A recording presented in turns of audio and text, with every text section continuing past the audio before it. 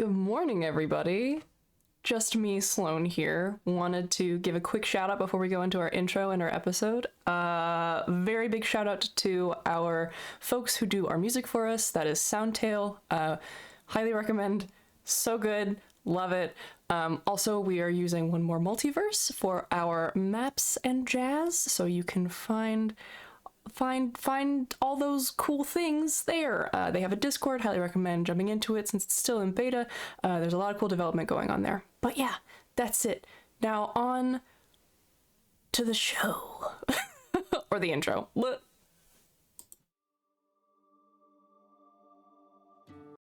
Hello there.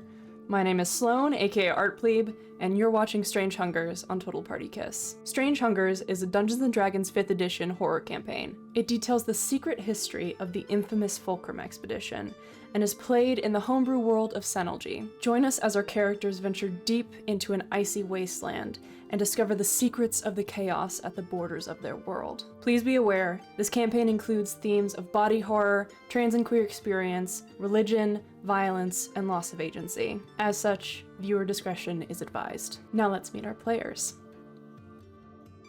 Kiara is an Aasimar Warlock Cleric multiclass and is played by Pooja.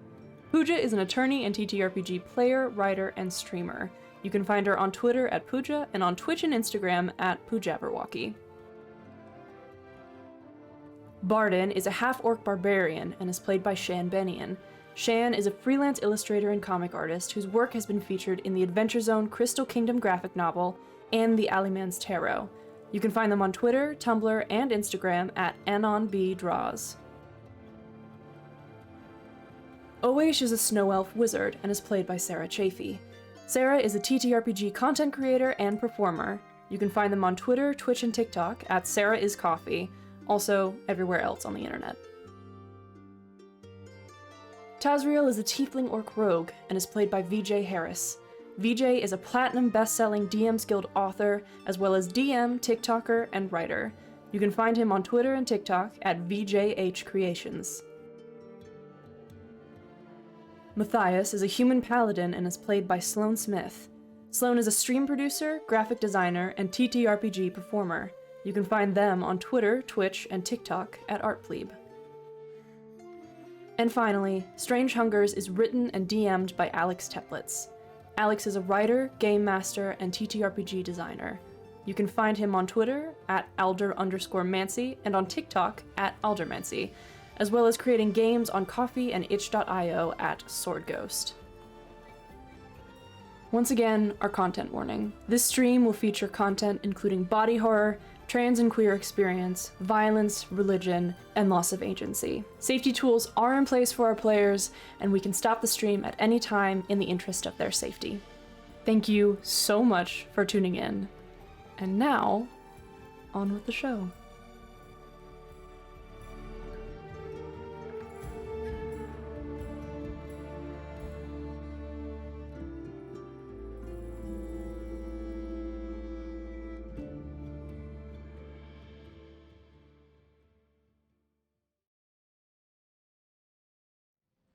Flashing back to you've just left the rocky road after talking to Mork, the tiefling. This is earlier in the day. His associates have helped you to load some of your cargo, the cart, the horse up onto this skimmer, and we're just setting off across the flooded plains of Skyholm fairly early in the day. Taz, would you make a vehicle handling check for me? If you do not have proficiency with vehicle handling, you can instead make a survival check. I do not have that proficiency, so... No worries, give me survival. Also not proficient in that. Okay. 10? 10? Alright, you guys you'll set off at a fairly decent pace, but you did not hire any wind mages, so it is going to take you a little while to make your way across the floodplains. As I've said, luckily you can see the shadow of Aethri before you, so it won't be, you're not going to get lost exactly. Is there anything, Taz, that you would like to talk to your party about before you take the prow for this journey?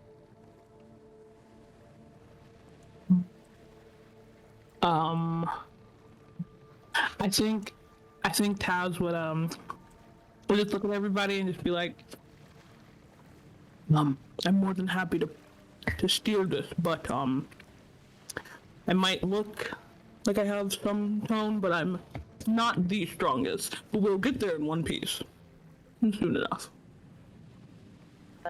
You'll do fine. You'll do fine. I mean, you can always call us up if you need a bit more of a, a hand. Yes. I believe in you. You look very Thanks. strong and capable to me. And then I think Kiara will hold up her own tiny arm. Just do a little. See? See? It's bigger, Kara's, but definitely way smaller. As everyone starts comparing muscles, Oasis just walked away. Yeah, no, Kiara's rocking a big... Well, okay, I can't put my own arm up. Because unlike Kiara, I do lift, bro. But Kiara's rocking a 6. So tiny arm. Wow. Cat got a 9, so not quite there, but it works. Yeah. Excellent. All right. Then you set off on the first leg of your journey towards Aethrai. We begin on this skimmer. You guys have boarded it. Taz has taken the prow of the skimmer that you're on. You guys are setting off across the flooded sky flats of Skyhome. Surrounding you, you can see reflections of the sky above. You've set out late in the afternoon. It did take you a little bit longer than you expected to travel from Bafalon to Fenfeld to pass through the border between Abjur and Skyhome. The floodplains stretch out before you, and you can see the tiered shadow of Aethrai approaching in the distance. It is warm here. Warm enough that the lingering currents of high heat sweep across, sending clouds scattering, the warm afternoon light turning the water around you into soft purples, patches of reds and pinks. The sun isn't setting yet, but you can taste it on the horizon. It's just the 5 of you. No one else is here, no one else joins you on your journey. The half-orc, half-tiefling stands at the prow of this boat. You watch him direct it, turning the sails to catch the slight winds. What would you all like to do? I'm gonna ask a real quick question first. Is there a way that I can scroll out on One More Multiverse? Because this map is beautiful and I kind of just want everyone to see it. Absolutely. You should be able to pinch on your keyboard to scroll out. Pinch? I got a mouse! You should be able to, here, how about this? There it is! Oh my gosh. Look at that. Wonderful. That's beautiful. Absolutely. You did such a good job. Thank you. Oh boy. So who's on this boat with us? Who is here? Who's around? Just us. Just you? Just us? Oh man. You guys did not pay Mork for any kind of hireling or wind mage who might speed up this journey. Mm-hmm. So it is just the 5 of you, depending on how well Tez has rolled. We will see how long this journey is going to take you. But And so all the folks who are at that training camp with us, probably something I should have asked last time. All the folks who are at training camp with us, they have departed. They've gone back to wherever they're going. So I will... Don't want to spoil too much. I'll say this much. You know that Fulcrum, the arm of the sort of group that you work for, has a bunch of different projects going on at different times. This particular expedition is a project that they are putting forward, suggesting at the Arch Gathering, but you are the head of that little project, that expedition. Obviously, you have people that you're deferring to, but you do have some renown or standing with Fulcrum. You've worked with them before. That particular outpost that Fulcrum training camp is just held onto by Fulcrum for their various purposes. It is being lent to them by the Raj, so it is actually a fire guard outpost that Fulcrum is maintaining. Because Fulcrum is in part sponsored by the Raj, as well as the Sir Ducks of Skyholm, and other different various groups and orders across the continent of Senelji. Depending on what they're working on at any given moment, they might have more people in certain areas, but they'll have small outposts. They'll use the resources of these other larger groups. Hell yes. Okay. And oh, sorry. No, go ahead. I was gonna ask, is this the same day?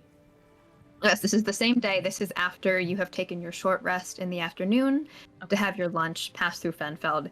It was approximately 2 or 3 in the afternoon at this point. You guys have been traveling already on the skimmer for maybe about an hour. You departed from the rocky road and just pushed it off towards Aethrai. It starts out pretty slow going. There's not a lot of wind here, not a lot of wind on this day, but the nature of the floodplains is that they're very, very flat, but they're slightly dipped in the middle, so you begin to sort of drift towards the middle of this giant floodplain any way that you're going. If you want to get somewhere faster, you can hire one of the wind mages to sweep up the sails like as you are traveling and push the skimmer in different directions. Yeah.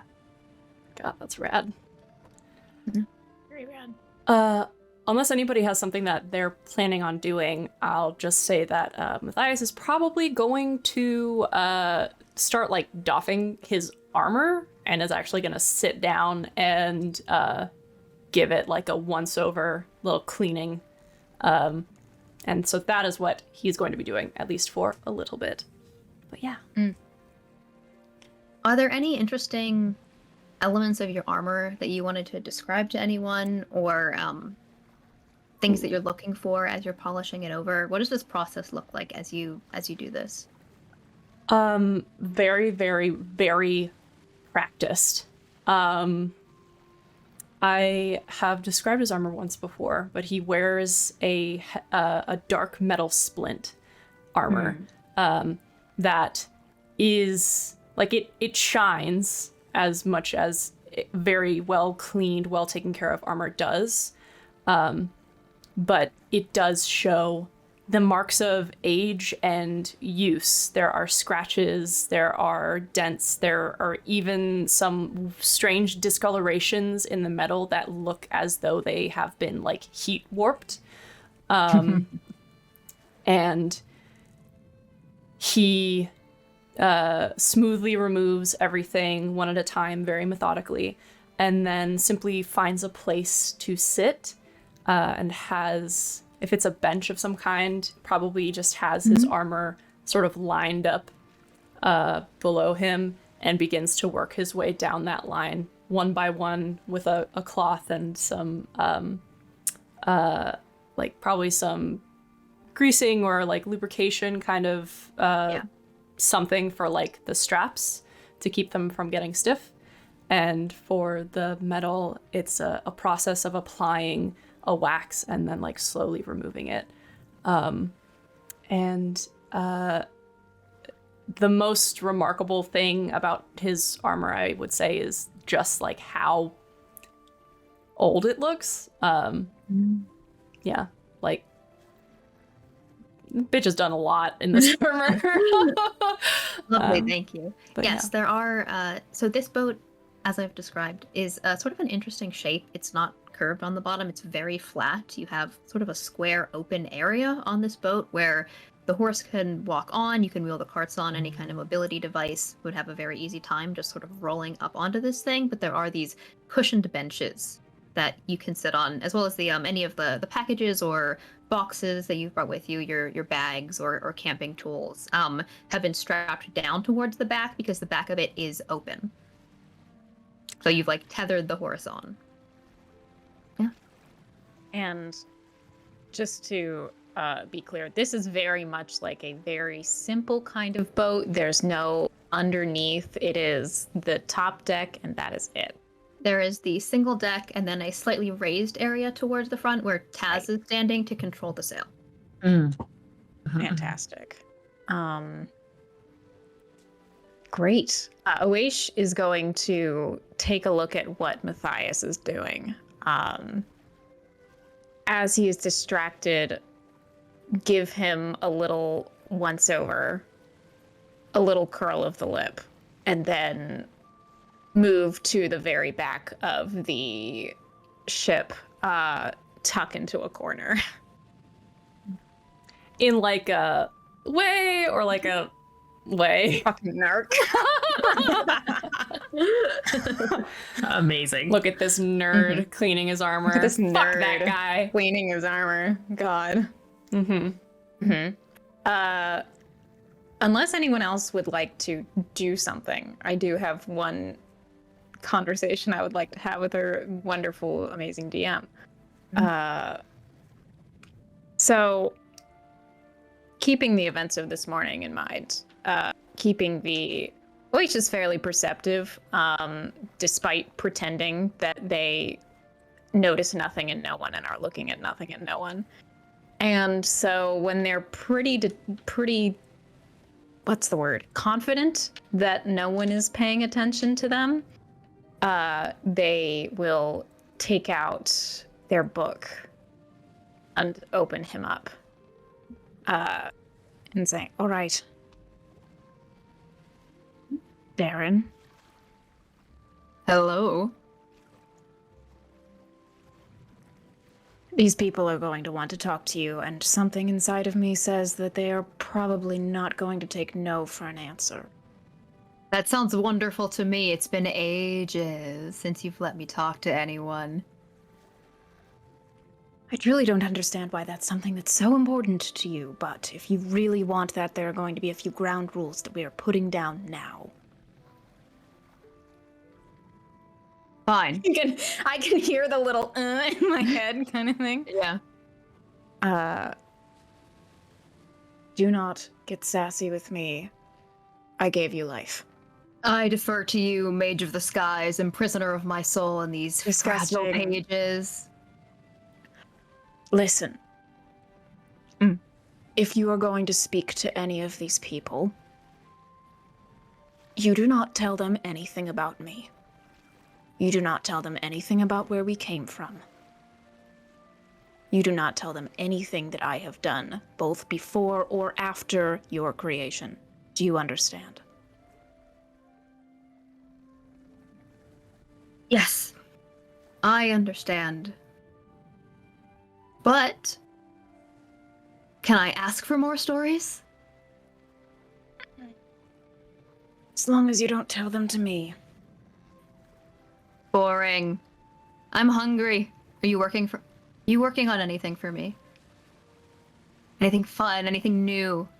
What do you mean by working on something for you? Are you speaking about actual work, or are you speaking about just spilling ink all over your pages?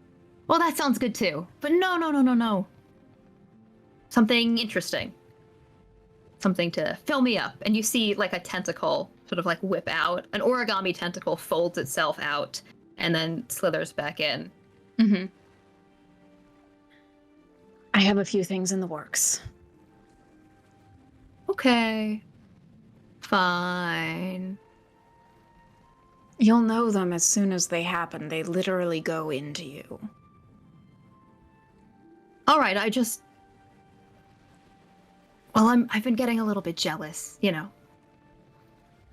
What?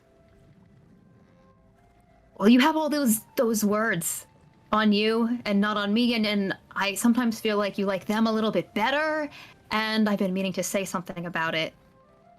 Especially since you sent me after that nasty chest.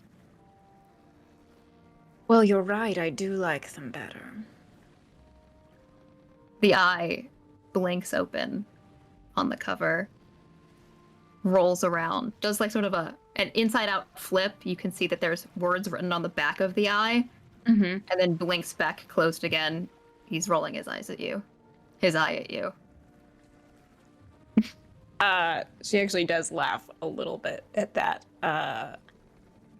and says, they're just older than you.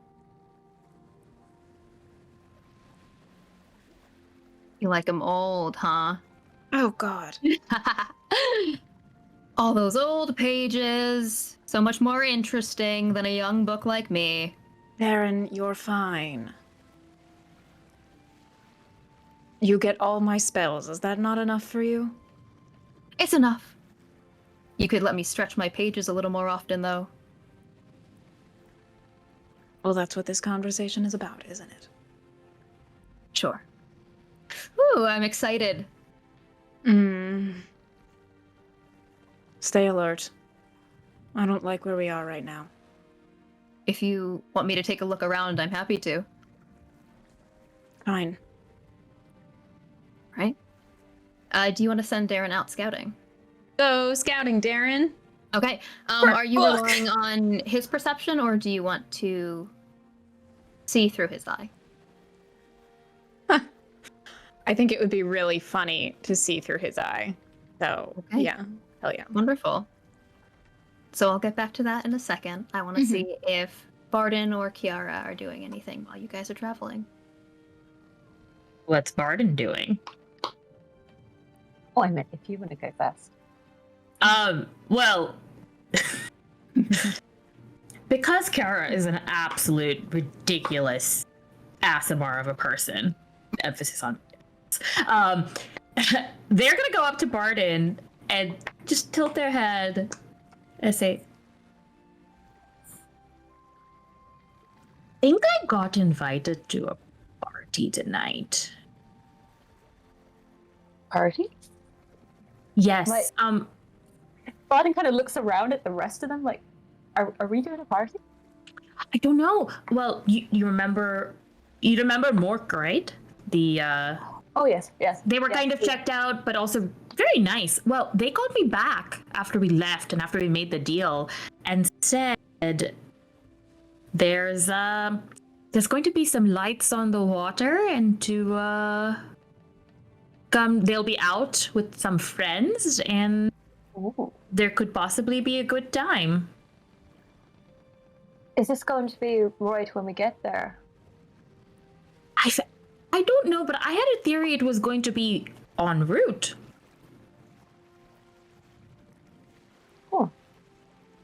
Oh. Just a second. Matthias? No, don't tell. It's fine. I'm Yes? on something else. He'll look up from his armor just Sorry towards to you. interrupt. When are we actually meeting with the Fulcrum? Is it like tonight, or is it tomorrow morning, or? Alex, it was 2 days from yesterday, right? Yes. So the Arch Gathering is, I believe, tomorrow, although I will check on that in just a second. But the plan is that you're hoping to get to Aethri by tonight. You're not sure if you're actually going to be able to do that or not. You might have to stop and rest on the water and then continue. But you should have hopefully a day in Aethri before the Arch Gathering at night, when you will present yourselves to Fulcrum. Cool. Well, the Arch Gathering is meeting tomorrow night. Why? That's right. I just couldn't remember. I wanted to write it down, but I couldn't quite remember what we were doing. Just no worries. Thank you. Just you get on. No problem. Okay. Also, I'm sorry, I didn't mean to be rude, but if you need help with that cleaning, I can help magically, but I felt like this was something you needed to do by yourself and enjoyed doing by yourself. You know, sometimes with warriors, it's more the action of doing it. You know, That's what I've heard. Like it's therapeutic or something. But if you, I mean, not to speak for you, Matthias. That's just what I hear. Oh, does it help with the, like, straps, and does it do all the... would you like me does to it treat the metal? show does you it on do everything? one? Yeah, I sure. mean, okay, and then I'd be very interested to see. Kara's just gonna go up and do exactly this and poke a strap and cast prestidigitation on it. And how much does this actually do? Does it just make it clean, or does it, like, Clean. fix it? I believe that prestidigitation just cleans it, but if you don't mind me flavoring it like this, Pooja. Yeah. Because so much of Kiara's magic is related to heat and warmth, I think that this is going to have the effect of just like heating Matthias's armor a little bit. Just like sort of a warm wash. You take your armor off and it's cold and it's a little damp because you've been sweating in it, so you have to wipe it down. So it just sort of like steams the inside. You get this nice warmth. Oh, It's like a steam clean. Yes. that is Very very sanitary. handy. God, That was so cool. honestly, that's very, very Love helpful. that. I still do need to treat the leather, but I appreciate that. Thank you. Of course. I mean, in terms of getting sweat off or dirt or grime, I can help with that, but I can't create the treatment waxes and such that Right. you're using, but Makes sense. perhaps it would help with any musty smells that I'm sure you don't bring into your armor, but I have encountered in the Please. I've spent many days on the road without access to a shower or a bath or anything of the like. I do not mind at all. I have Okay, had I more can- than my fair share of a musty smell. So I'll also help with that. And I think Kiara's going to very gingerly poke Matthias's shoulder and cast prestidigitation on him. You're casting Demusk on Matthias? Yeah. Demusk. My manhood! Demuskify. Shower and a poke. Well, that Shower sounds and a dirty. You begin to smell faintly of cinnamon.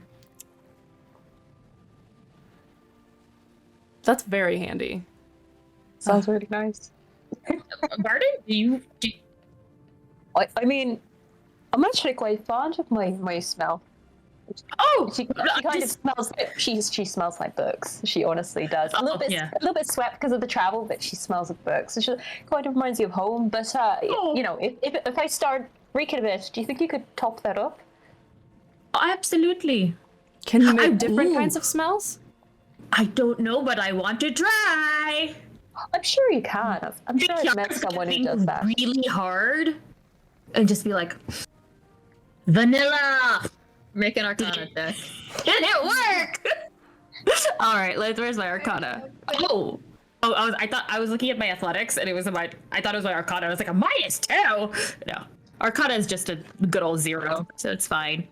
Well, that didn't work because I'm assuming it didn't work. It's a 7 on the die. No, the warm scent of your prestidigitation is sort of tied into the smells that you're most familiar with, I would say, that you find most comfortable. So you can't really shift them that much. It's just you clean something, but you clean it in a way that smells like clean where you're from. Yeah, it's which I mean, just given the spice flavors, like I feel like at most we might get a little bit nuttier, Yeah. but it's not gonna go too far from the warm, comfy, cozy scents. None of that lavender bullshit. Flowers. But Barton sort of.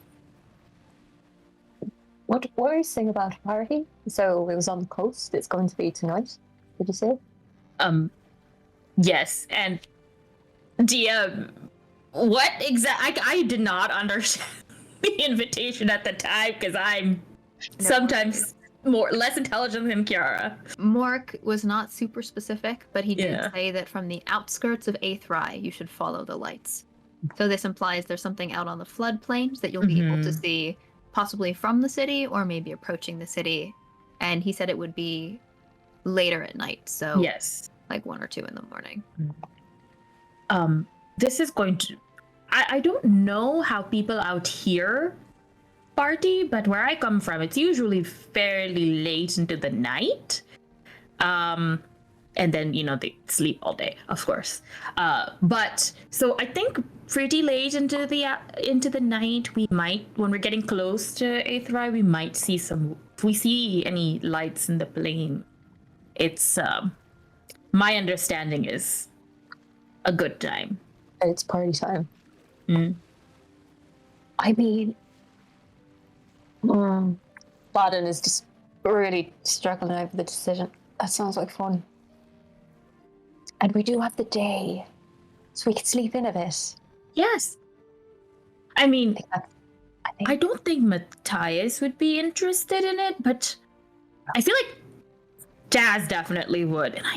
And should I ask?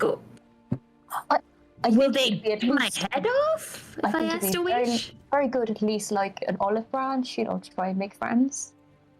I mean, you could go ask her now. Sure, she wouldn't. I'm sure she'd appreciate it.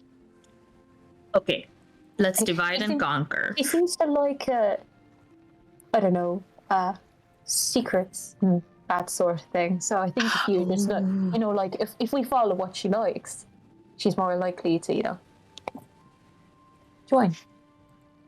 That's. I should. So what you're saying is I should sell it as an illicit party. Perhaps. And that's why the content warning's there. Fuck yeah. I did not realize I was muted. I'm sorry for screaming into the microphone. Wow. Good. That was wonderful. All right. So while you two are having this conversation before you go over to Awaish, would you like to make a perception check for me, Awaish? Yeah. Those I bitches should've in the corner checked. are whispering about you. It's always like a unique thing of like being talked about in D&D because you are right there, even though you're not. Yes. So good. That is only a 13. A 13. Okay. So Darren sweeps up into the sky. His folded wings unravel. These are covered in ink. They expand outward. His flying speed is pretty decent, so he's able to sort of scout up above the boat. As you're looking across these floodplains, he does have a bit more of a vantage point. Part of the nature of the illusion of the floodplains is because of that like slight dip, and the like brightness of the water reflecting off. You have this mirage effect. When you're higher up, you can actually see more shadows down. So you see through his eyes, variety of these thin, scraggly white trees. Looks like they're completely covered in some kind of material, salt or snow, crystals growing off of them. Occasionally there are these thick boulders that are slightly transparent that are just sort of placed in the water. Looks like they're dripping occasionally. You're passing by a few of them. You also begin to see higher and higher up. There is a sort of like a vein, series of veins through the water where you can see slightly darker areas, almost like this is a skin of some kind, and there are deeper currents that run through it. In addition, there's a slight color shift. Obviously, most of the colors that surround you are the blues or the pinks or the clouds of the sky, but it does look like there are different areas to the floodplains where the content of the water, the chemicals, natural chemicals in it, or the kind of salt that's being produced there, rising up from the ground, is slightly different. So there's this almost like a tattered effect, like a quilt that you're passing through. You have Darren up there for a little bit before he says something to you. It's an interesting experience because the words sort of echo inside your head more than they normally do while you're focusing. He directs your view. You feel the eye move. Your vision shifts with it. I think there's something in the sky over there. He's looking down towards the boat. You can see yourself, which is an interesting experience. A small floating white light that's hovering about 20 feet away from him and above the boat. You get closer to that. He flies down closer, shifts a little bit, like a firefly. Can I roll to see if I recognize what this might be? Arcana check for me. Yeah. That's okay. That's a 15. Yes. Now part of the nature of whatever process it took for you to place whatever Darren is in this book has given him a lens into some things that you might not normally be able to see with your bare eye. I don't think you've seen one of these before, but you believe this is a manifestation of some kind of a scrying spell.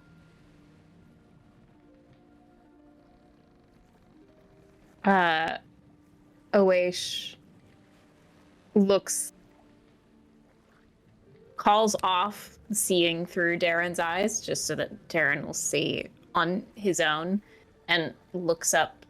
Obviously, they won't be able to see what they saw through Darren's eyes, but looks up in that area suspiciously, and then stands up and strides over to Matthias. Yeah, he'll look up from his stuff. Are you aware that we are being watched? He looks around, like, automatically just to, like, check. No. What do you mean? There's a scry spell up in the sky. You can't see it. Okay. Alright. Is it following us? I'll throw it back up to Darren real quick. It is getting closer. He's sort of like dipping down towards it, says, does look like it's bobbing after you. Oh, me? Not, the boat. Oh, God, for No. Fuck that. Yes, it's following us. Is there someone who is supposed to be keeping tabs on us? Or do we No. need to be worried? There's no one who is outright supposed to be keeping tabs on us of any kind. As for being worried, I'm not entirely certain. It's possible that it was just sent along by one of the folks who worked back on shore. Perhaps someone Are from... you in the habit of making connections with people who look in on you without asking? Yes. But I don't you make know... terrible connections. Arguably. I don't know who this would be from. You're a mage. Is there any way for you to check and see who it could possibly be? Can we hear this conversation? I wouldn't be trying to... No, you two are talking while this is happening. We're plotting a party in the other corner. Yeah. You watch as Oesh, there's no word for this in this world. This is a modern word, I apologize. Essentially goes through the Rolodex of what they would be able to do in this situation. And says, I can try a few things. Nothing certain. Do you need assistance?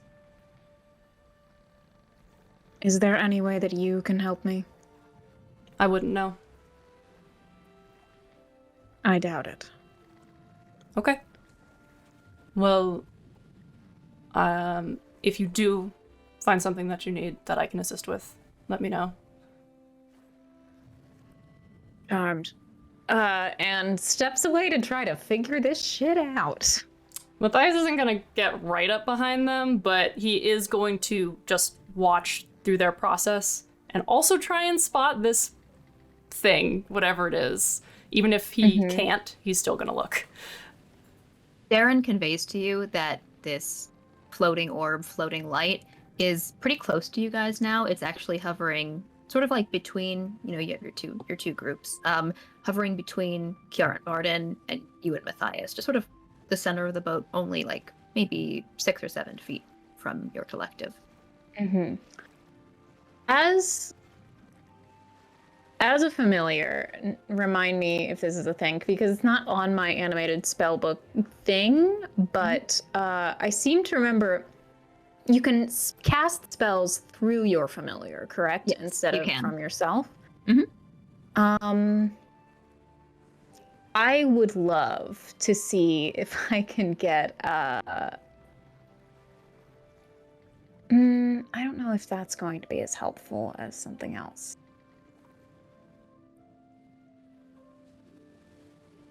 I would like to have Darren close his little pages on it and cast Identify. Wonderful. Munch. Munch.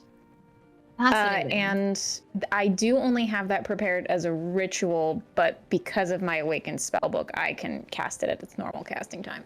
Yeah, in fact, Wow. he's perfectly adapted to be able to cast those ritual spells, since he is literally your awakened spellbook. So yeah, I really like that. I think it's very clever. If you want to make an Arcana check for me to see how well this goes, but the DC is pretty low. I think you're probably able to do this. Don't say that. Yeah. It's always dangerous to be like, this should be fine. Oh, but that is a 24, so... Jesus. Excellent. That gets you a decent amount of information, actually. So he sort of clasps his pages around this thing, and there's like a flicker, a similar dispersal as you felt when Matthias had casted a spell, and Darren eats the magic. Nice. He devours it. So you do learn that this is definitely a scrying spell.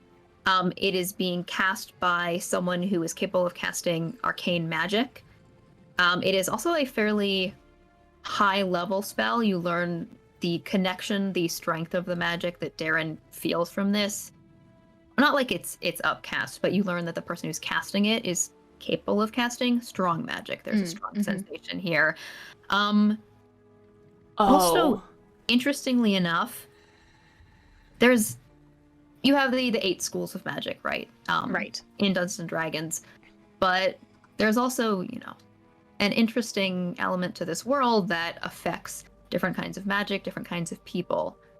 This magic is flavored like the Hearth Father, Lord of the Hearth. Heat.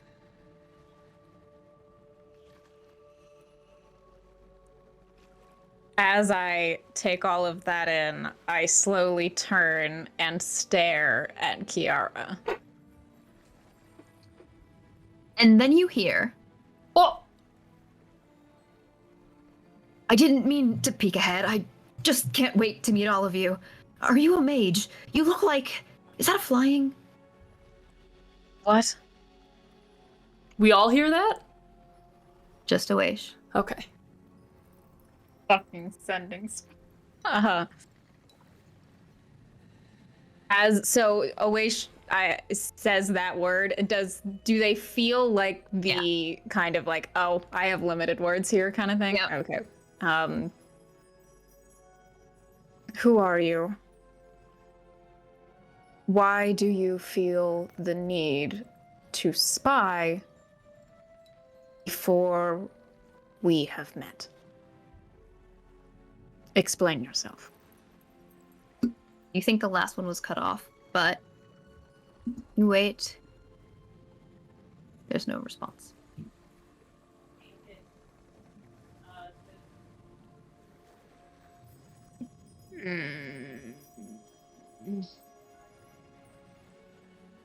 Well,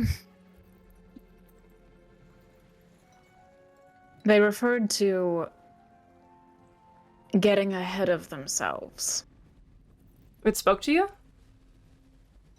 No, whoever cast it spoke to me. Right. Okay. Something to do with heat. The Hearth Father, is that magic that you are acquainted with? I thought that our little healer over there might have had something to do with it, but it seems that it's ahead of us rather than behind. Is the Hearth Father ringing any dings? It is common in this world to use the words heat, bone, or whisper sparingly, and instead to refer to them using epithets. So, the Hearth Father, Lord of the Fire. Yes. Bloody so one, this is definitely anything like that. This is definitely like a face of heat that I have heard of before. Yes, you've heard of that face of heat. This doesn't necessarily mean that this is like a manifestation of heat. He is a massive and terrifying deity that your world is built on. But this magic is coming from. I'm assuming. So this is Sloan talking and not my little 7 intelligence boy.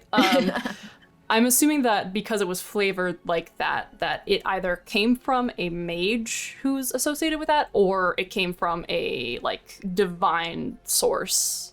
Yeah, Of similar to if you identified a spell as evocation, it could mean that like a cleric or some shit. Yeah, it could mean that it could mean that it's someone related to. But here's the interesting thing. This was cast by someone using arcane magic. This is not divine magic. It's flavored like heat, meaning that sort of like cast through using the energy of heat. Okay, cool.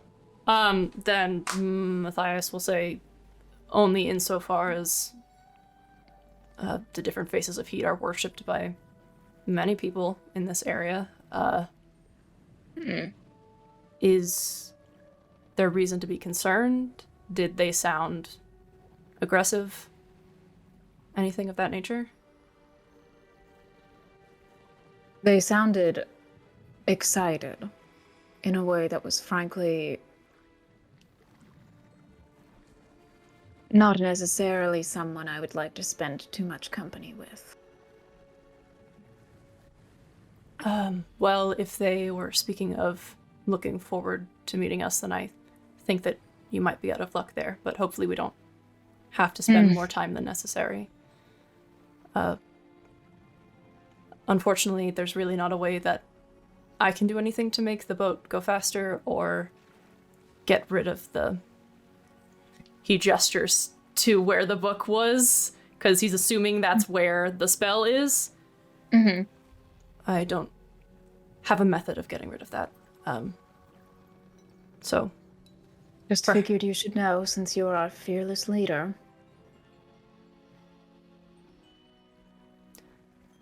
Thank you for letting me know.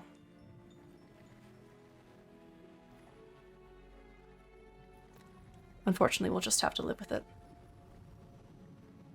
Darren chews contentedly on that magic. We love eat magic. Yes. Back to Kiara and Barden.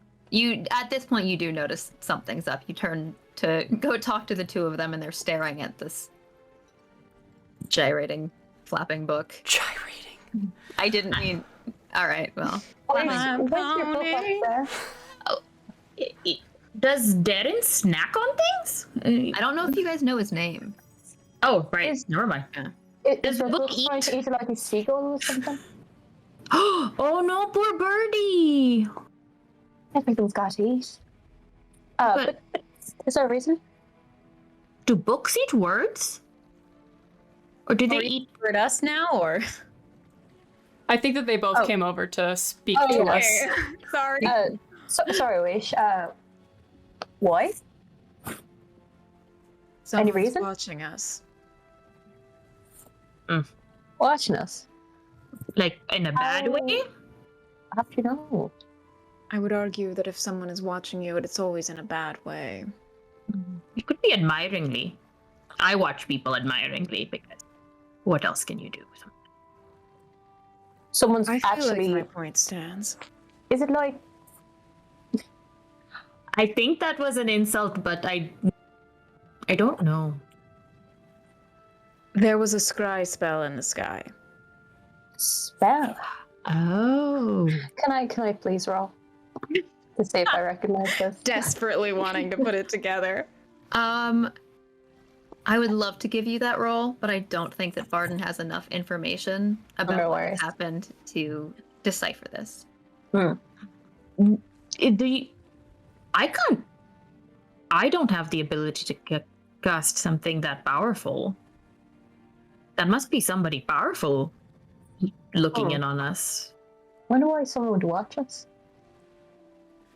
I mean, Think we're not doing a good job? We're not getting there quick enough?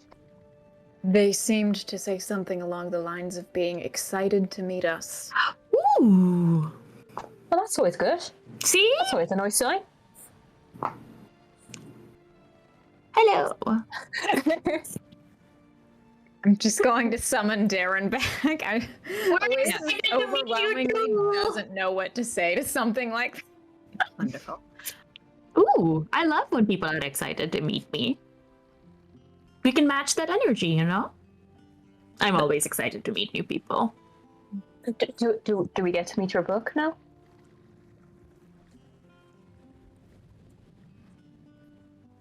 Please? Baron. Would you like to say? I would love to say hello, he says inside your head. And then... Hi. Is he like sat in your hands, or is he floating? I think he'd probably be floating. Yeah. Oh my He's god! flapping. Hi! Hello there. It is so wonderful to meet you! Did you just have a snack? Was it a bird? No, not a bird. Oh, okay. Good. Do you eat animals? I don't know. Haven't tried. Fair. What do you eat? I'm not sure I'm at liberty to say. Love a good mystery.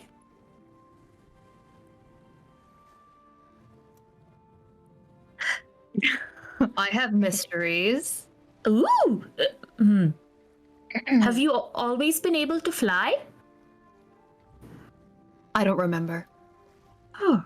Yes. As long as he has been awake, he's been able to. So cool. I wish I could fly. And when did you wake up? I was gonna start like walking a circle around this fucking book. God, it's weird. I will take an insight check, I guess, from Matthias, Kiara, and Barden. Okay. Inside.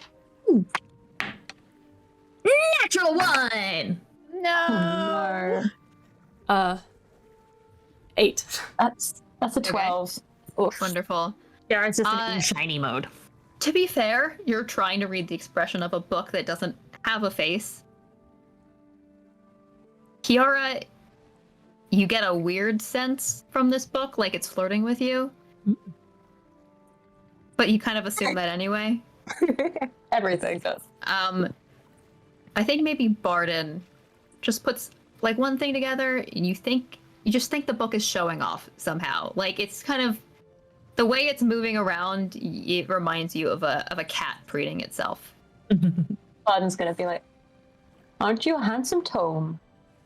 Bet you're very clever. Glad someone thinks so. Bet you're full of stories. I don't know. I love stories, but I mean, I might get a little scared, but I do love them. Well, I mean, if Awaish is happy for you to share, I've got some stories too. We swap. I don't think so. Oh, Baron's stories aren't quite age appropriate. Everybody here is an adult. well, that's true. My stories are. I can't speak to Darren, but we're adults. Maybe You're all too saving young it. for me. How old? How old are you? You think that was a joke?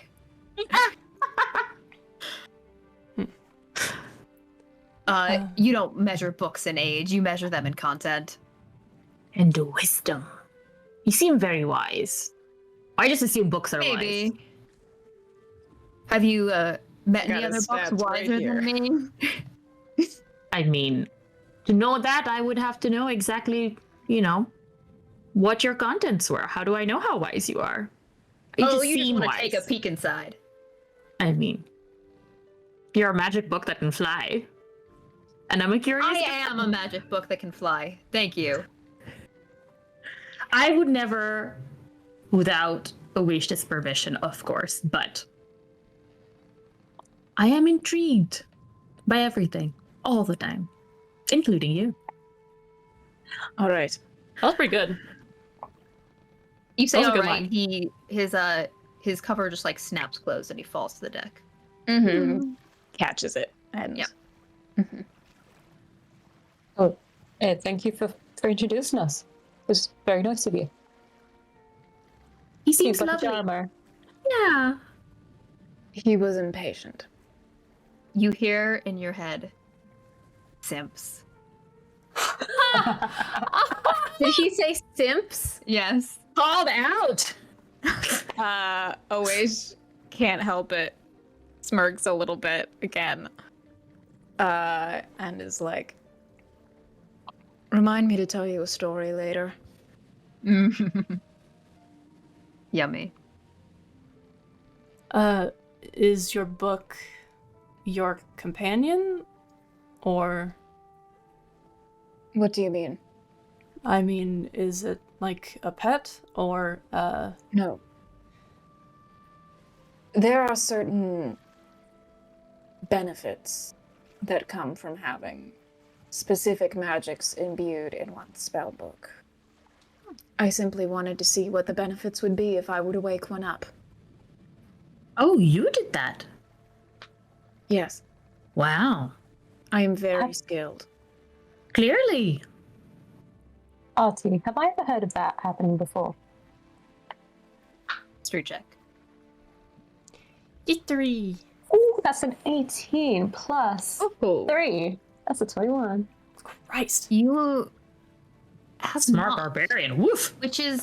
which makes this very interesting. Sorry, Because- start again. Yes. You haven't, which makes this very interesting. You might have heard of people, of mages imbuing spells into spell books to empower them. You might have even heard rumors or legends about certain lost books, especially ones that have been searched for in the place that you grew up. But you haven't actually heard of someone bringing a book to life before and then having some kind of empowering connection with it. So it is startling. You think you would have heard of something like that, at least from some of the very obnoxious mages, librarians, scholars who pass through the Tome Loft. I think the sort of the look of a little bit of a look of awe kind of goes over Barden's face as she looks over Wish and goes, "That's quite incredible. You're amazing." I am. Mm-hmm. How much longer do you think? You say that, we zoom out on this boat as the sun begins to slowly set over the salt flats of Skyhome.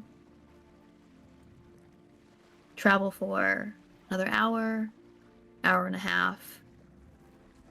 The water lights up around you in a gold red glow. You are sailing on the sunset at this point. You can see the shadows of the mountains surrounding you, almost like a black toothy maw, and a bright light that shines up from beneath you. The edges of this boat, as they skim in the water, cause ripples in this reflection, almost like white snakes, as you disturb piles of salt that splash up. You can even see, as you look over the sides, where this salt is slowly coating the dark wood of this boat. You're getting deeper and deeper here into the floodplains. The water goes from where it was only maybe 2-3 feet, really not that deep. The nature of this boat is that it can slide very well across these surfaces. And now you're passing over maybe 10, 20, 30 foot deep water, sailing out towards the city of Aethrai. Especially in the Whisper Wet season, this is nowhere close to as deep as the floodplains can get, and you're not even anywhere near the deepest part of Lower Skyhome.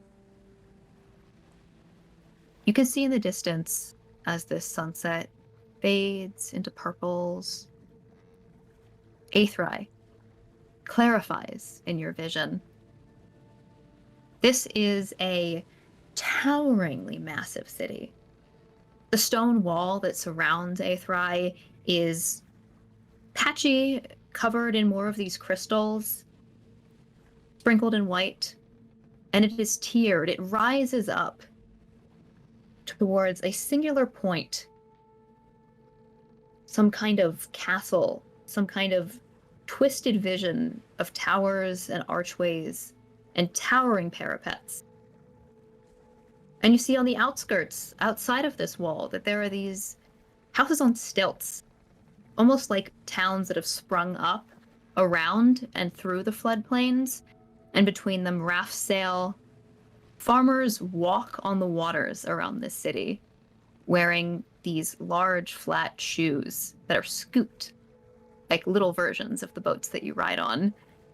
People trail nets through the water and bring them up, and as they do, snow goes flying out. Snow, salt, sprinkles of glitter that reflect in the sunlight.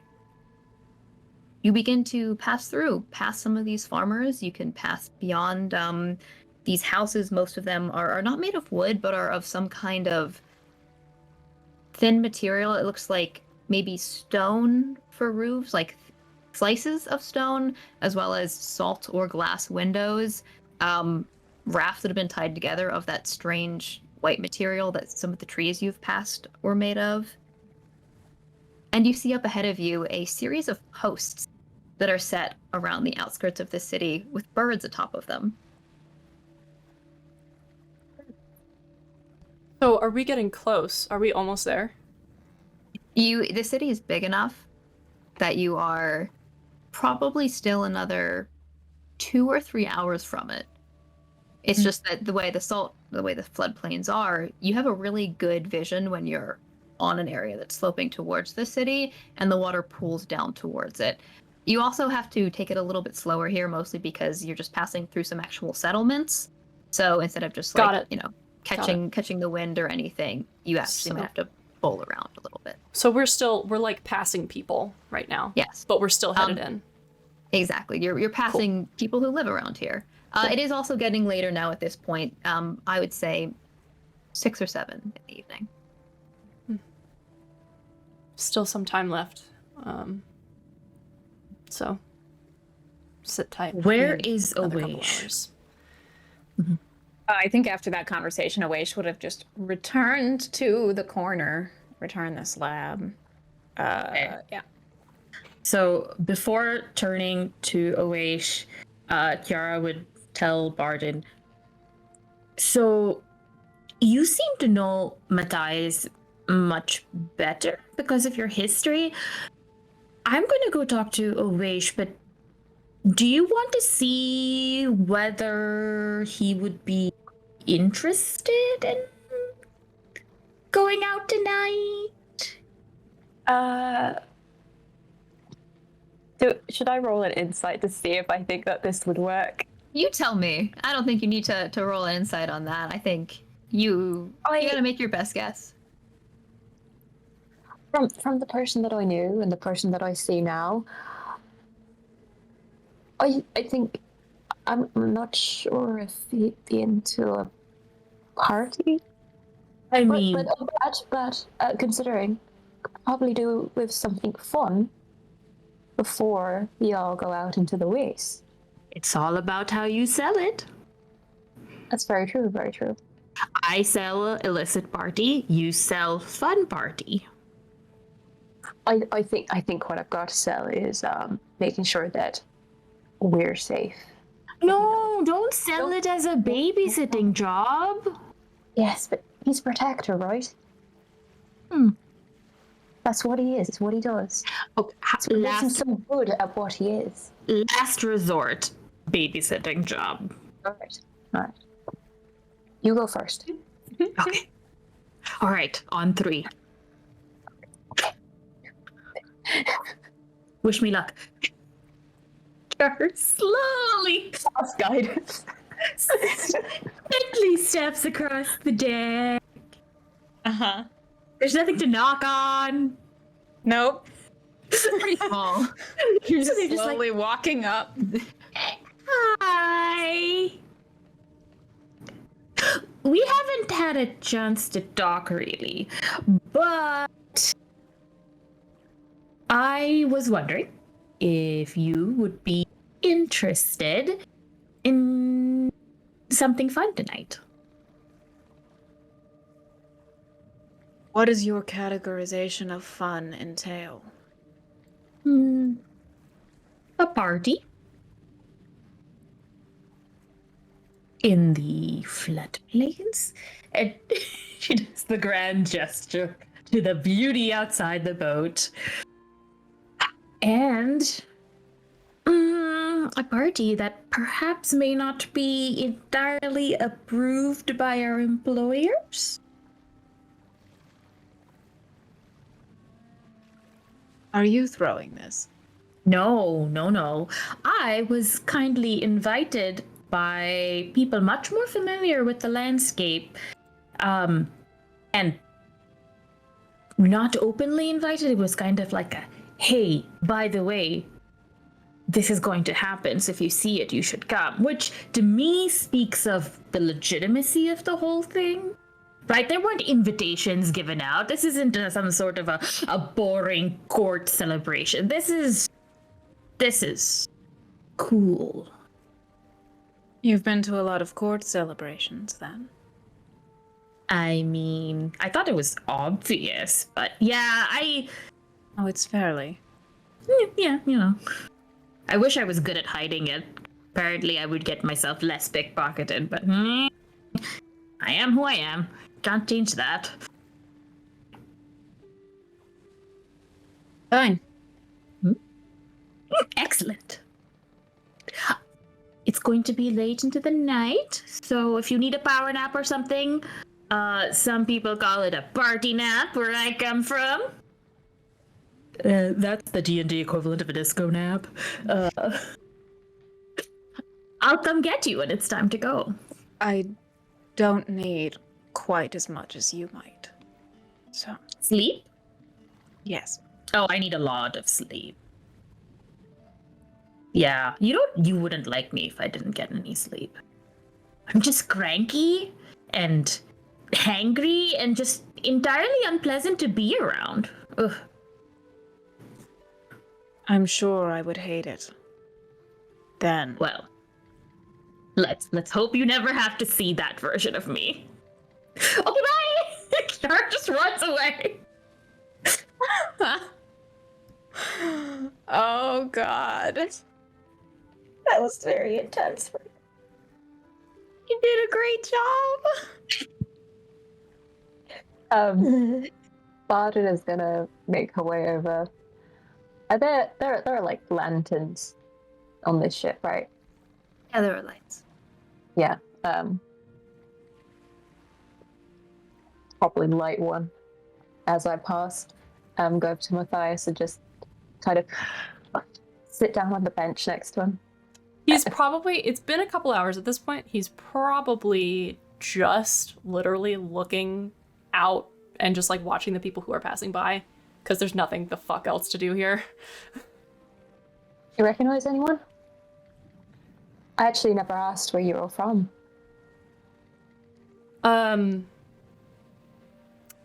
I am from Port Int.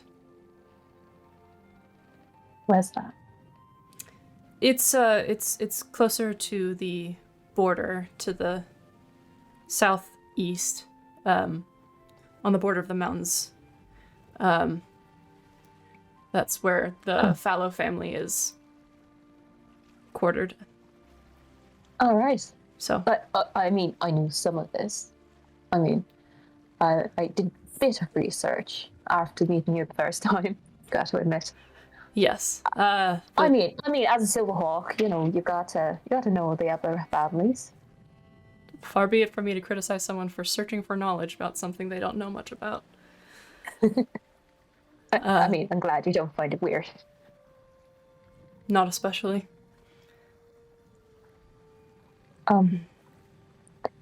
Anyway, actual question. I know tomorrow's going to be busy and hectic and Yes. a bit stressful. What do you say to a bit of fun beforehand? What do you mean? Well, apparently Kara's got an invite to a party on the beach on the floodplains, What? and I think we're all going to be there. When did that I mean, as long happen? as that's all right with you. I'm not actually sure, but you know Kiara, she's so lovely. I bet she gets party invites everywhere. You said this is on the beach? Apparently on the floodplains outside the city. And when is it supposed to? A bit late into the night, but we would have the rest of the day to catch up and sleep. So it wouldn't be too bad. And let's be honest. It's going to be a bit of a rough journey, isn't it? From what I know and what I've heard and what you look like, it's going to be rough. No, I didn't mean you look determined. No, it's a very good point. You look like we're going to be doing something important. So, if you would like to go to a party, there's plenty of time. And I'd like to know if you would come with us. I'd really enjoy that. And so would Kiara. She'd be so delighted. I'm not really one for parties. Can I roll persuasion? I'll say this. It's up to Sloane if Matthias wants to go to the party or not. But if you feel like you're unsure of Sloane, I'll allow you to ask Barden for a persuasion check.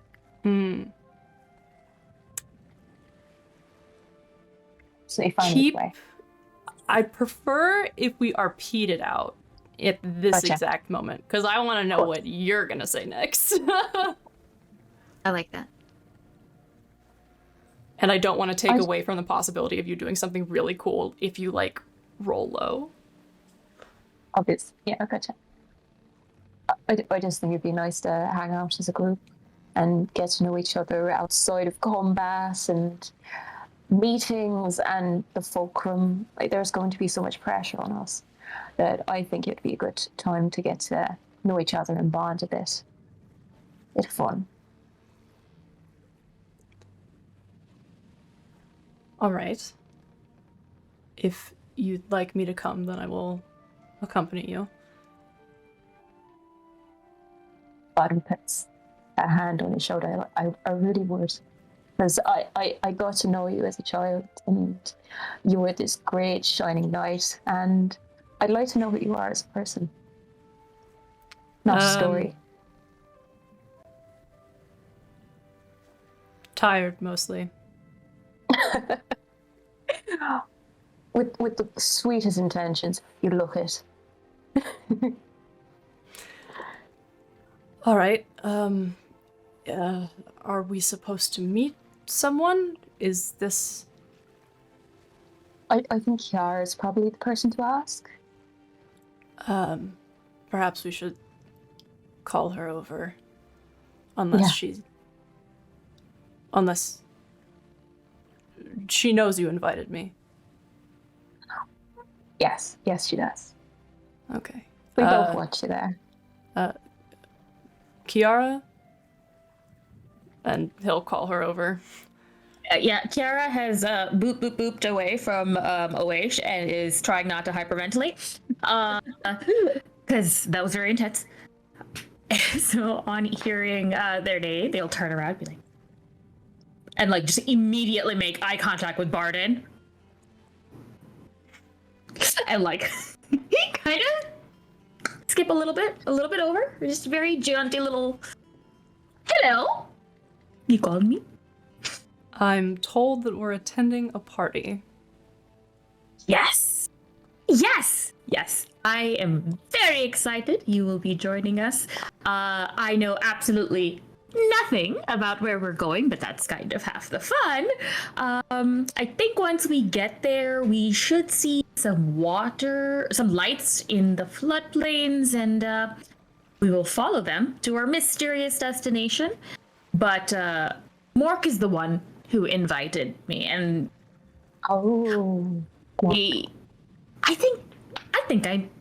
I think they were kind of friendly, and I trust them. I see no reason not to. They had no reason to call me back and invite me to a party, but they did, and so I think it'll be a good time. Perhaps I should have kept my armor on. And You on that note, I think I want to cut there. I just want to ask if anyone needs a break because I would love it.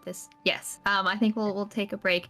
I wasn't sure if Shan needed to go to bed or if you guys want I to am do a little. good. I am living off D&D adrenaline. I'm so Hell yeah. happy. This is doing so good. All right. Yeah. I'm going to send us over to the break screen so that I don't have to stop the video in the middle of when I restream this. Haha! Wonderful. And I'm going to transition us over to that. We good? Yeah. Yeah. Bye, people of the future. Bye.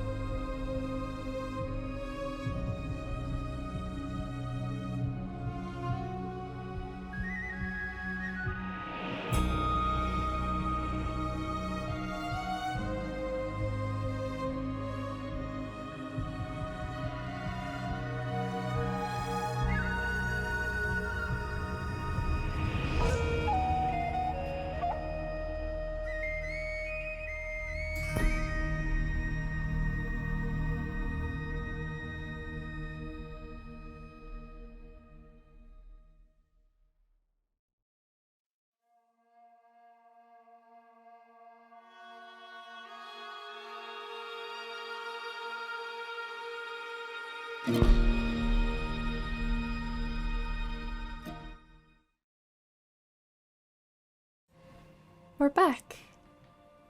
Welcome back.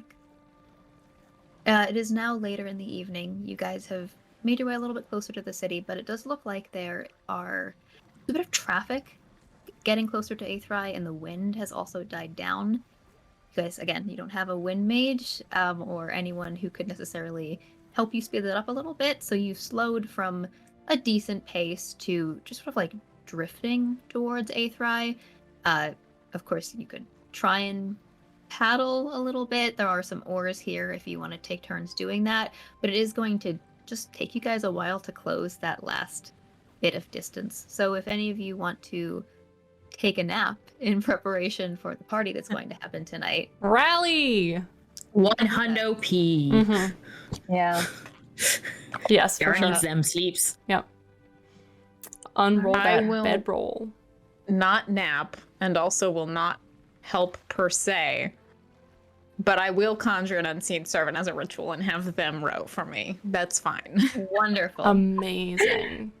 Good. I think that this is actually one of the first times that you're casting a spell that's not a cantrip, and I would like to know what it looks like. Are you just sort of like over in the corner doing this? What components do you use to summon this? And does your unseen servant have a name? I haven't thought of a name for them, and I want them to have one now that you say it. No, that's too mean. As Oasia's magic, there is kind of echoes of what has already been seen in terms of like their writing and things like that. This very cold kind of blue, but there's also a very, very important verbal component of their spells. And so there is a bit of Oash will open Darren, especially for a ritual spell, and will begin to whisper under their breath these kind of these repetitions of things over and over and over again, kind of like a prayer, but definitely more magically focused. And as they do so, we'll begin to pull lines of text from Darren's pages, and they glow with that same blue, and kind of wrap them around in like the vague shape of a human as they are whispering. And then finally, after about 10 minutes, they complete the building of this shape made completely out of different runes and letters from different languages, and it pulses for a brief moment with that blue and that cold, and then fades into invisibility. And as that happens, I can't make another Darren. I can't name this bitch Craig. So I am going to go ahead and say that this is Toresh. Oresh? That feels very in line with Oasia's kind of language. Oh, yes. I like that. Yeah. And the moment that she brings them forward, just directs them to where they need to go with a little bit more deference than they give Darren. A little bit more respect. There's an angry wiggle in your pocket. This servant goes over, and other people on the boat can see Oash gestures, and an oar just lifts up off of where it's sort of sat into the wall of the boat and begins to row.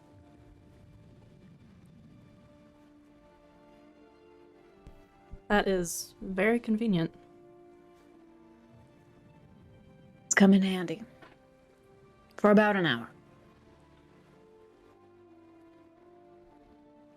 So if you are lying down for a nap, if anyone wants to keep watch on the boat as they do so. go Oh ahead, shit. Jenny. I can take first watch. I think I'll take it's, second. Yeah. I'll go for it. I think Kiara, if Kiara's napping, like Father will just be like, I was gonna Oh. say, Karen's Sorry, curled just- up. cute. Like she would just like up you on her lap, and she would just lean against a corner and just. Not very long after that, the tiny snores emerge. Wonderful. Okay, so Matthias, you're taking first watch. Would you give me a perception check? Hell yeah! I would like to roll well, please. 12.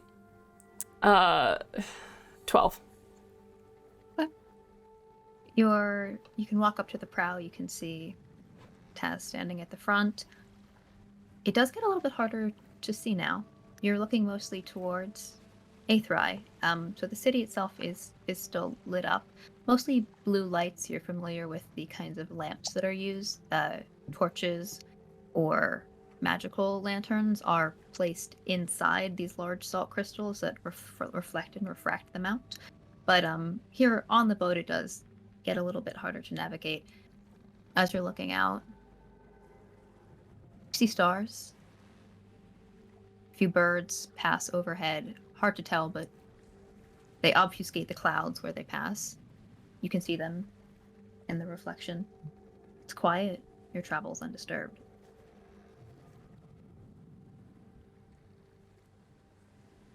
That's all. I don't think he's gonna do anything else. Second wash for Awaish. Okay. That is a 15. 15. Decent. Darker still, your unseen servant fades away and the oar clatters quietly to the prow of the ship. There's a peacefulness here, but the sounds of the water passing underneath you are still... There's a disquiet. You're listening out. Bird cries, different than the ones that you're familiar with.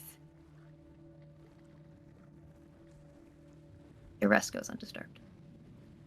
Your watch goes undisturbed.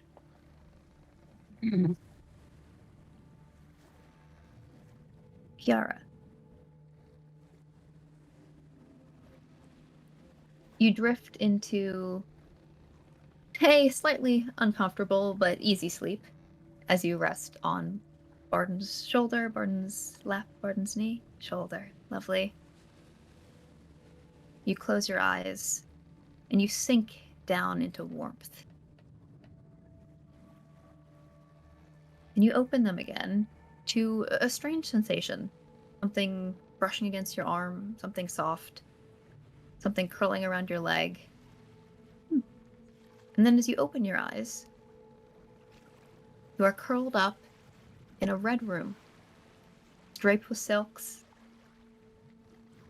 A gentle flicker of a fire, a hearth, and curled up around you is a giant tiger.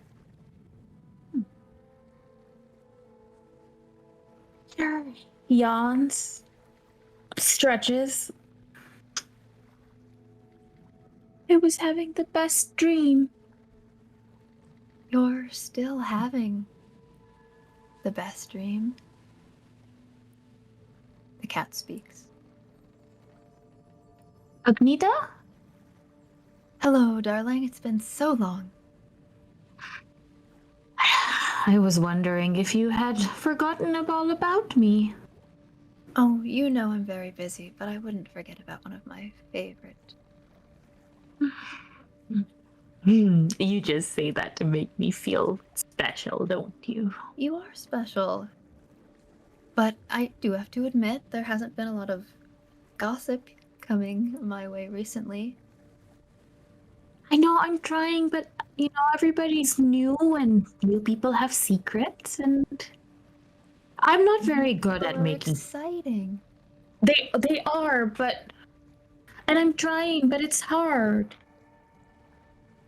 I know it's hard.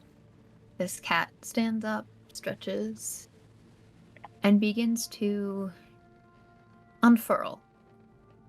The fur shifts to a darker color, then lighter, and then resolves itself into a warm skin tone. Not that different from your own. long brown hair grows out of its scalp, and it stretches as it stands up and transforms into a face that you know well. This is Petra, your bodyguard.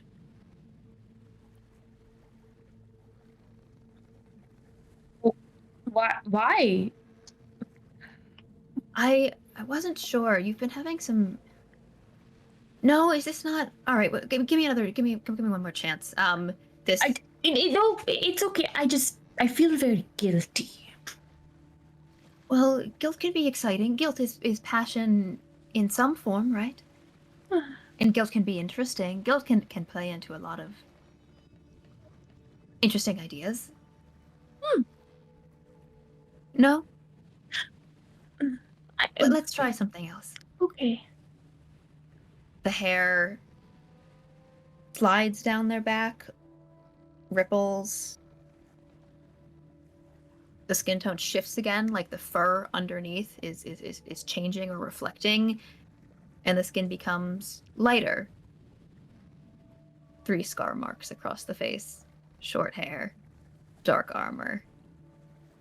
Is this a bit more your style right now? It is a good thing Kiara has a darker skin tone because they don't flush easily. But now you're just trying to make me feel so. No, it's fine. Fine. I just wanted. Oh wait. I just wanted to check in.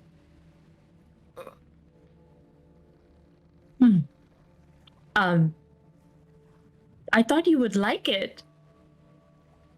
I am very excited about, well, the the banquet you have before you. Just wondering if I can help out with any of that. I mean, I'm trying. I'm trying very hard, but I get tongue-tied and I don't... And not in the right way. No. This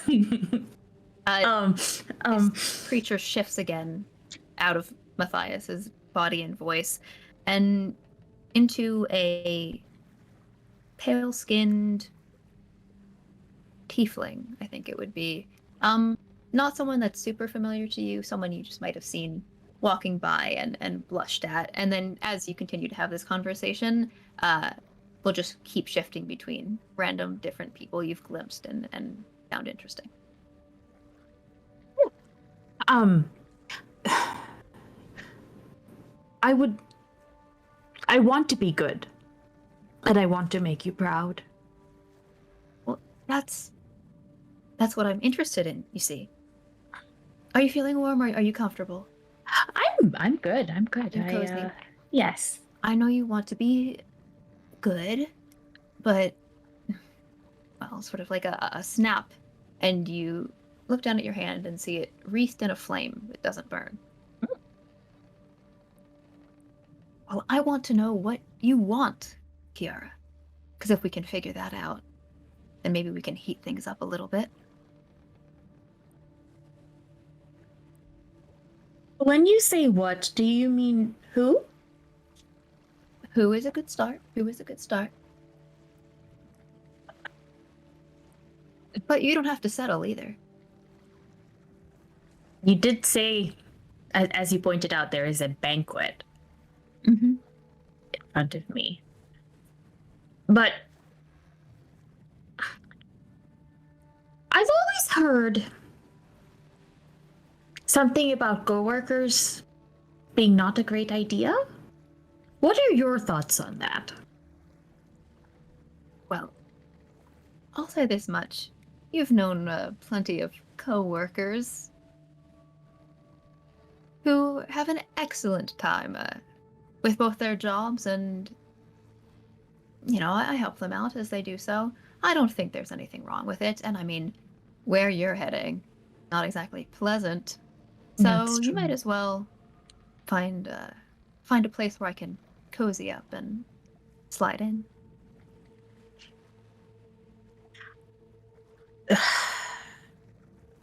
Yeah, I mean, I will try, but also I feel like the only person who I would no, there is not a single person I would not be awkward about, but I feel like We're working on it. I'm trying, but everybody is so intimidating and spectacular in their own way. Well, that's all right too. Admiration. Mhm. That's close. That's something. We can build on that. This figure begins to walk around you, looking you up and down. Admiration. Awe. You want to help, to protect. Yes. Friendship, that's passion too. There's some of me in there. Okay. I think I can work with this. I'll clear my schedule. Okay. All right. And hey, how about when things get as intense as they were this evening with I'm sure you saw that whole thing with the Waish and how it was a total mess. That's what called me. Oh. Okay. Okay. Yes. I need to be able to talk to them without tripping over my own feet. Growth, right? It's all about growth. Growth. Yes. Well, maybe I'll call on you next time. That would Guide be me? nice. You know, I'm with you. But this is a nice face to wear. They say, just like a strong, very dark-skinned, bearded man with pointed ears. This is a nice face to wear. All of these faces are.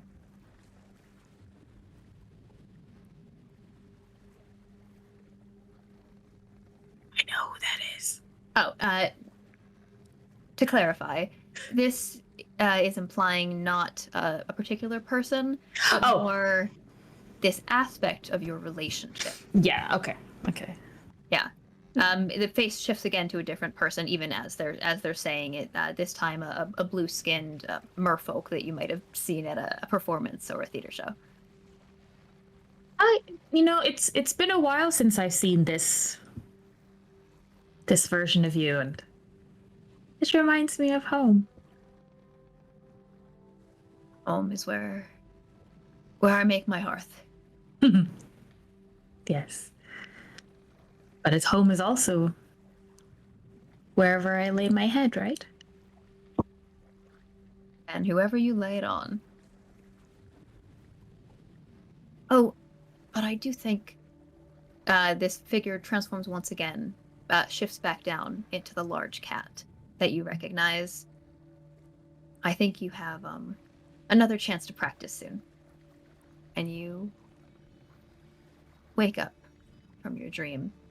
There's no blinking into darkness. There's no shift. You just sort of spring awake a little bit and feel a flush to your cheeks. Mm-hmm.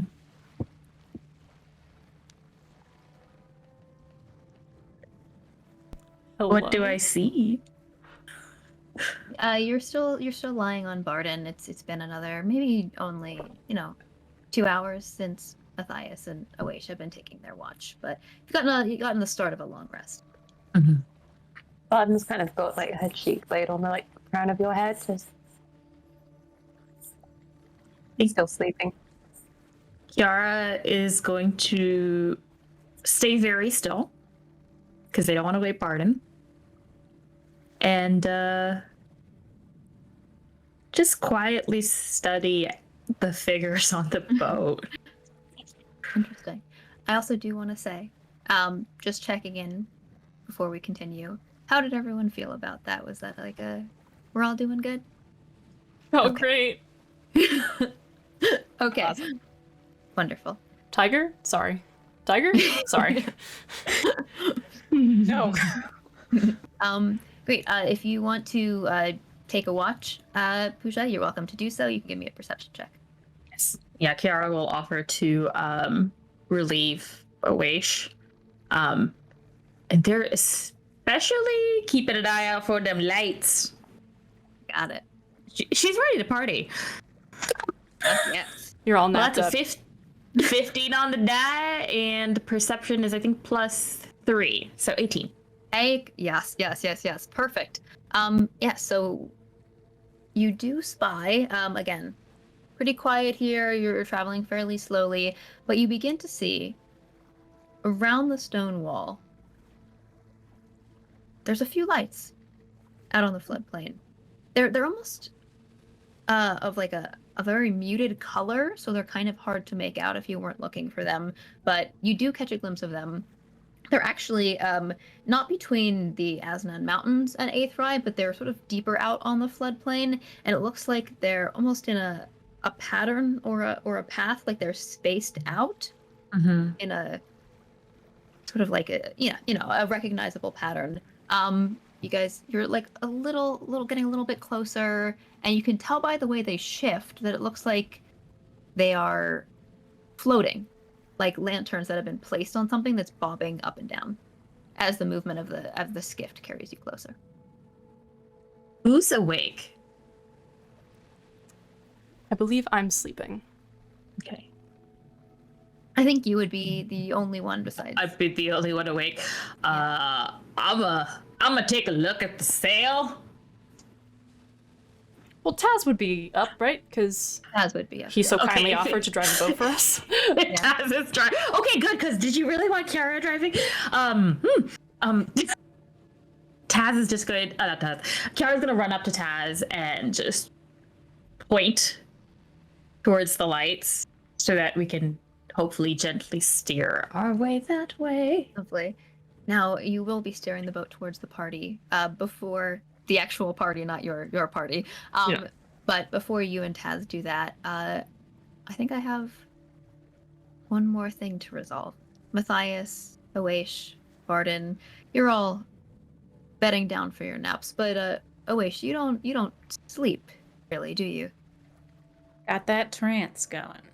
Got it. What is it like when you trance? It's very strange for Awash specifically, I think, because although they do not now sleep, there was a period in their lives where they did. And so they've kind of carried some of those habits back over. So where other elves may sit down or stand as they trance kind of thing, Oash does lie down and it does look as if they are sleeping. But as they do, if you were to look closely, you would see that their lips are still moving as they, through their trance, speak small, quiet incantations in order to seal every memory that they have ever had into their head. Wonderful. I really like that.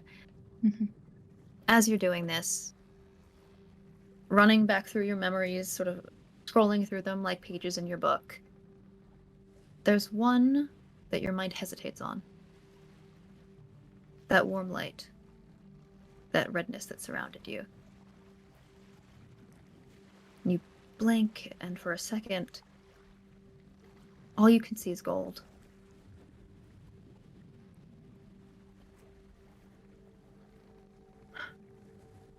Blink again, half sleep, half wake. But as you look around, you are not on the boat anymore. You are lying back, alone in a hammock. You feel yourself rocking gently. Ropes tangle and weave above you. And as you look up, you can see the familiar face. Gigantic, massive face of your other friend.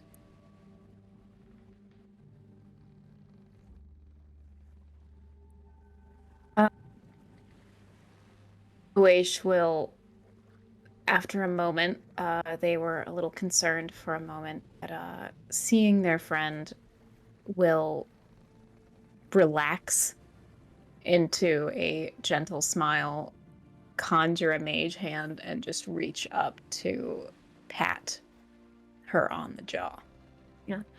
It's a long way to go to send that mage hand up, but you see the gigantic eye slowly blink at you and begin to feel a rumble around you. Sounds like sleep. You fell asleep. Suppose that's the only way I could be here. Eddies of currents. You see birds, fish swirl around inside the massive form of Jokul. You're not exactly sure if you're actually talking to them, if this is something your brain is conjuring up to comfort you. You feel safe here. You can look up at the gigantic turtle. You don't dare look down. Eventually, these whispers, these hums, the gentle vibration of the shell resolve themselves into another series of words. You travel far.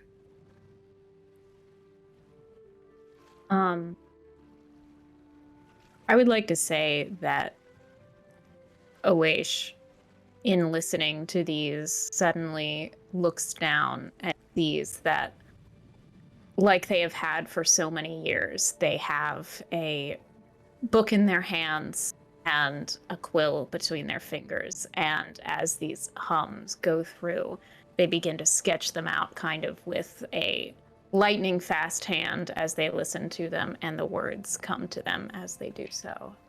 And they say, taking your advice, finally.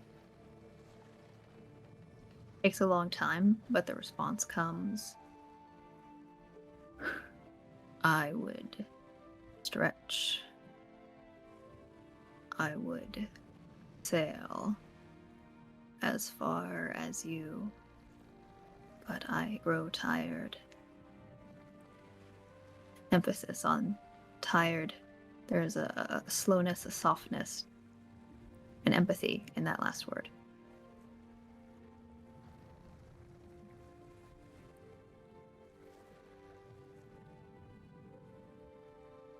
I'll miss you. Miss you too, says the gigantic turtle.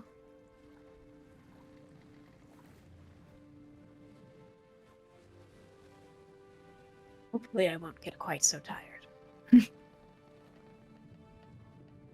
As the turtle begins to nod slowly, you are jostled, shaken up and down in this hammock, and then startle yourself back awake.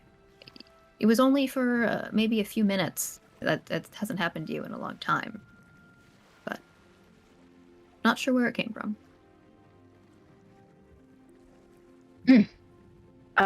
And Oesh will sit up, fingering a few pieces of their jewelry. Fingering is such a terrible word in that situation. Nice. Nice. And will stand and join whoever is awake at that moment. Okay. You walk over to Kiara and Taz as they look towards the lights, the entrancing lights of whatever party you're going to head to. And I think we'll take another break, another pause there. Hell yeah. By break and pause, does that mean where we're ending? Yeah, we're... Okay, yeah. great. I was... Can you please? Stop it. She fucking... Unbelievable. I am gonna say this before we stop this part. Yeah. In the absence of having like a campfire, but still wanting to just drink some tea before he goes out partying and like getting real close to people. I think that Matthias is just gonna try and cold brew some shit. He's just gonna drop. There are lanterns. Some tea. You want to You could always just put one over a lantern. You have Also, Kiara can do fire. you have me. Oh, can you do fire? Can you like make it? Can I make Oh my god. Your mic is. Sorry. I'm sorry. You do not have to apologize for this. Sorry, does everybody have time to just do a real quick since we're doing this now? We can totally keep going. I Okay. would love to keep going. Okay. You see, at some point Matthias is gonna wake up, and he gets a bag, like one of the bags that he keeps the tea in, and will just kind of like, face looking even more resigned than usual, is going to sort of like dip his hand in and has like a little spoon, like measuring thing, and just pours it into a mug of water, puts it back, and then ties it up, puts it back in his belongings, and just sits there waiting, kind of like considering the water and just like swirling it as though he's not looking forward to what he's about to do. Yeah, I'd say Oasia's been quiet up at the top and then looks down and for the first time addresses Kiara first and says, "What on earth is he doing?" What? Kiara's gonna turn around and look at that. Are you okay? You look incredibly distressed for someone looking at a mug. I can't really brew this, so. Hold on. And then Kiara's gonna turn towards the steps and kind of rush Also, down. I'm a fool. There's no earth in this world. Earth. What on insert planet name here is he doing? What on Neum is he doing? What What on on Neum? That's honestly true. better than what on Earth. It feels good. Yeah. That's good. My a family friend's baby is named Niam. Oh, that's lovely. It means rule, law. At least in our language. But Kiara is gonna come up and be like, "Heat? Would you like me to heat it up?" Can you do that? Hold on. And Kiara's gonna close her eyes and think about this. Think about a big old size cat. Just be like, "You said you'll help." You reach out towards the mug. Feel that faint hint of a tail, just like across your back. If you want to use any cantrip that you have, I would call that. What do you think? Firebolt, maybe? Yeah, that's what I was thinking. Yeah. I think based on the dream you just had and what you're doing, I will also allow you to make an Arcana check to try and firebolt this mug of tea. Again, low DC since you have some story help here, Yeah. but just I in mean, case something happens. All right, that's a 17 on the die plus nothing. So Okay, you do not burn Matthias's face off, but instead you release a burst of energy that sort of like flickers up and surrounds the mug, and you hear the water begin to boil. Oh, Kiara has definitely also put her hands on the mug because how hot an object can Matthias hold? How hot does this bitch get? Like, am I about to fucking third degree? Firebolt is like a flash spell, right? It's just like so it causes a flicker of flame on something, so it just like heats it up very, very quickly. But you're able to, because of how you're shaping the spell and how you're casting it, it does like, you know, shock your hands a little bit, but it's more into the water than in the mug itself.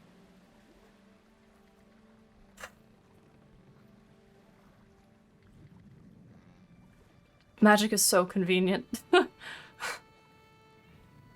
Can be, but it also cannot get me across a bunch of ropes in an obstacle course. How many times do you have to cross an obstacle course in your life, though?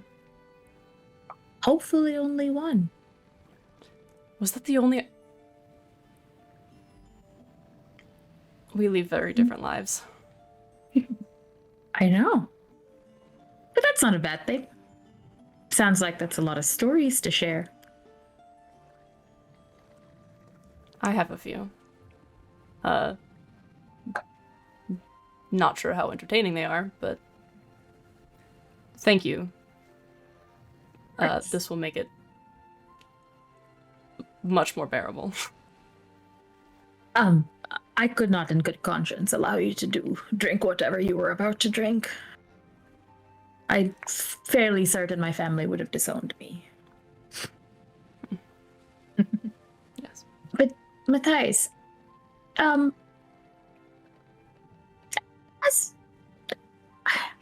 have a feeling... Actually, can I roll to see if Kiara has a feeling? What are you? You want to I roll? want to see if she can read him at all. What are you? I want to ask Sloan here. What you're? So Tell me what you're looking for. Tell me what you want. What's up? She wants to basically Kiara wants to see if she can pick up on if there's something underlying Matthias's like the two times she's helped him with magic. He's had a very specific reaction. Interesting. Oh, the like... Wow, that's really great. But also, a little bit of that, a little bit of the not sure how to receive it, maybe? Are you asking questions about whether he is comfortable with getting help? Is that what you're asking? Okay. Yes. I don't want you to have to roll for it, because I kind of just want to tell you. Okay. How about this? Kiara, you have a point of inspiration still, right? Yes. If you spend that point of inspiration, we can just call it, you get a little bit of story help here, and you learn something about Matthias from helping him. Yes, I use it. It gone. Okay. Bye. Okay. He... This is gonna be a little character development for me, too, because I haven't put as much thought into, like, this specific thing. He has never given any indication that, like, he expects other people to be, like, individuals. On the training course, he, like, threw a spear back for everybody to use. So, like, you don't get the idea that he is fatally individualistic. You do get the idea that, you know, each time you have helped him before, his response has been like a fervent thank you. In a way that indicates that he does not expect that necessarily. It's not abject surprise, but it is always, you know, there's like a little bit of something that indicates that, like, that's not his expectation.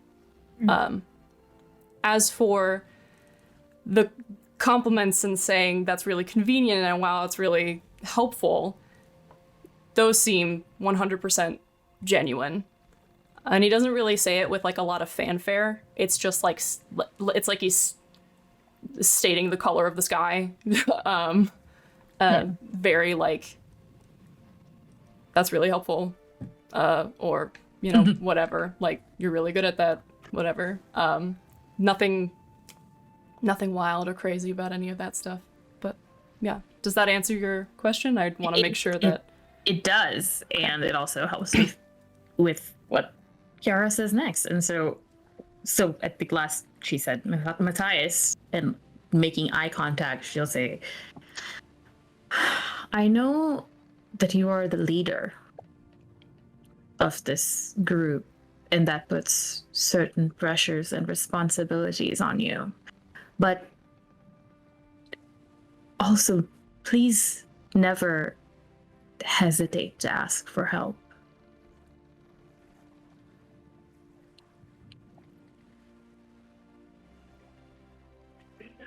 Yes, I have a tendency not to do that. I mean, I don't want to be obnoxious and keep offering help where you don't want any. I appreciate that. I think it's more meeting new people and getting used to what they're like. Well, it's a good thing we're about to go into the darkness and find out. She'll let go of his hands.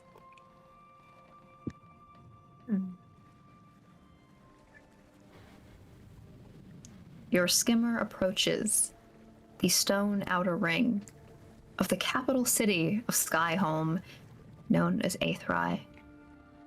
Aethrai is located on a ring-shaped islet. Serves as a refuge for many of the salt flat workers during the long flooded seasons. For most of the year, the plains and farms are covered only in a thin layer of water, making the mirrored landscape change with each rainy or sunny day. Although there are small oases and isles scattered throughout Skyhome, also known as the Floodlands, Aethrai's looming stone walls and spiraling peaks are the highest and safest guards against the sweeping, salty floods. You approach the outskirts of this capital a little bit after midnight. Many of you have begun your long rests, have laid your heads down, but you have plans other than finding your way to a comfortable inn within the city to rest for the night. Plans that involve a tip that Kiara has received from a tiefling known as Mork. And Kiara, you've seen as you grow closer and closer, carried only by the drifting momentum of your skiff at this point, a series of bobbing lanterns out past the stone walls. What do you do?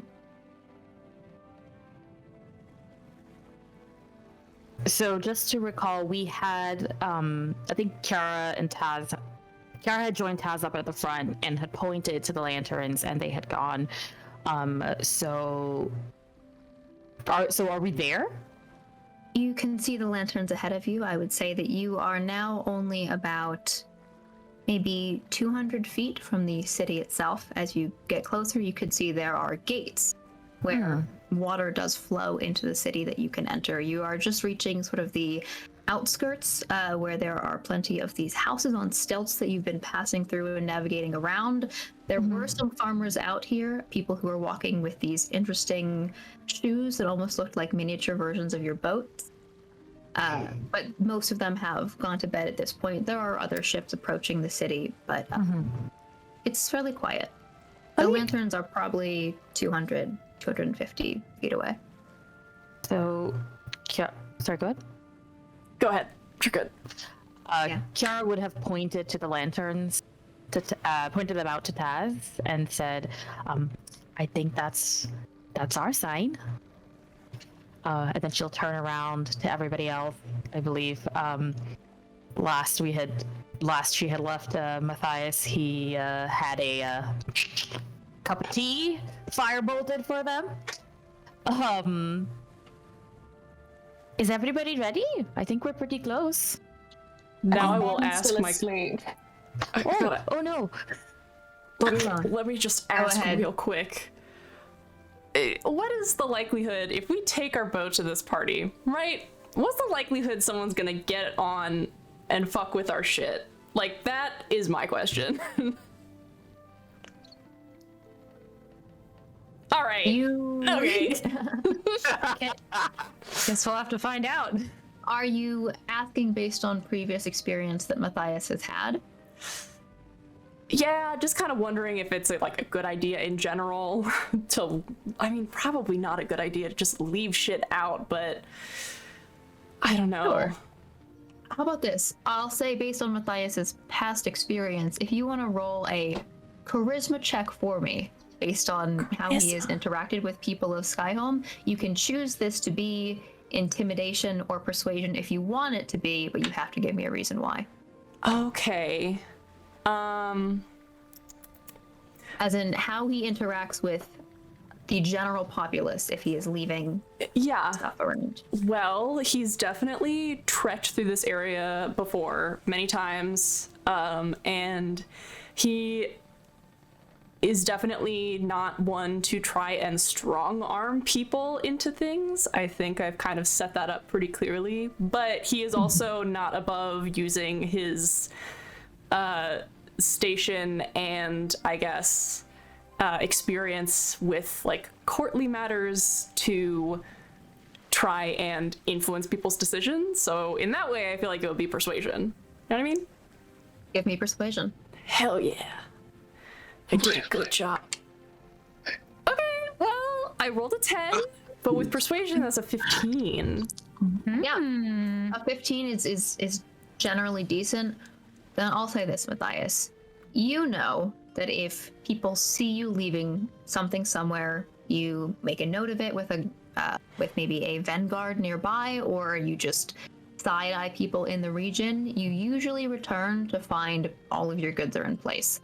That doesn't necessarily mean that there isn't thievery, but in your experience, you have marked yourself in the city for people who have seen you before as someone who should be respected. Great. Then Matthias will finish his tea, and he's gonna sort of side-eye his armor and say, I think that this is probably best to be more inconspicuous. Wow, I always get that word wrong. No, you got it right first. You got it right the first time. Inconspicuous. I think it's probably better to be inconspicuous, and so I suppose I'll leave my armor here, and my he's also gonna just kind of start piling his stuff underneath the bench, since it's probably all dried out and settled now. He'll lay his greatsword down. It's like one of those bits where people just start taking weapons from different places on their body, and it's just like continuous weapons in incongruous places. Couple javelins, until eventually he's just down to his tunic and pants and boots, and he does notably keep a dagger that he slips into his boot, and a whip that he has tied around his belt to make less obvious. A whip? Kiara leans over to Taz immediately and says, "Do you really think that man has been inconspicuous anywhere in his life?" No, never. Okay, I thought it was just me, but I should go out and wake up Barden. You got this now? Yes. I think we just follow the lanterns. I think I'll change before we proceed further, but yeah. Okay. And then Kiara will hop to and go wake up her sleeping bestie. 1 second. Barton wakes up with a start and a oh, yours? Oh, are we there? Are we up? We're very close, but I'm all right. Are you all right? Yeah, golden. Yeah, just weird dreams at the minute. Oh, I'm sorry. Are we know how getting that goes. changed or? Yes, I think so. Cause It depends on what you want to wear. It is a party in the Floodlands, so I don't know. Something.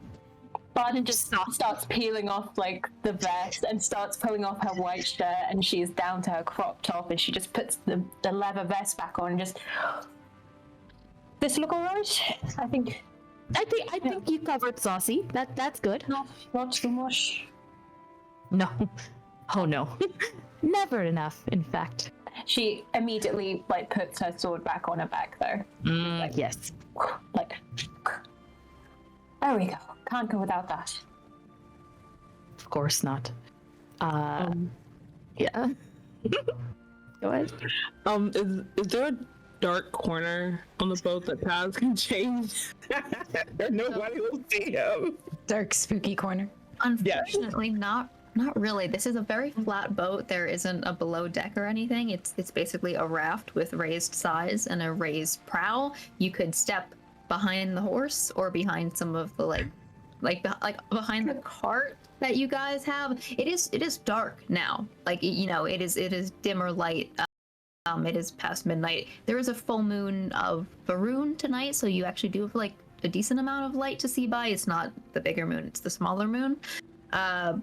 Or you could step sort of back by the prow, and there are some like hangings off the front of the boat. You could try to like pull, you know, like, you know how if you rent like a car or a cart or like a surrey or something, they might have a sign on the front that says this belongs to this organization. There's like a little drapery that's like the color of the outside of the rocky road, which is a pale blue. You could take that off and like string it between two crates if you really wanted to go through the effort of doing all that.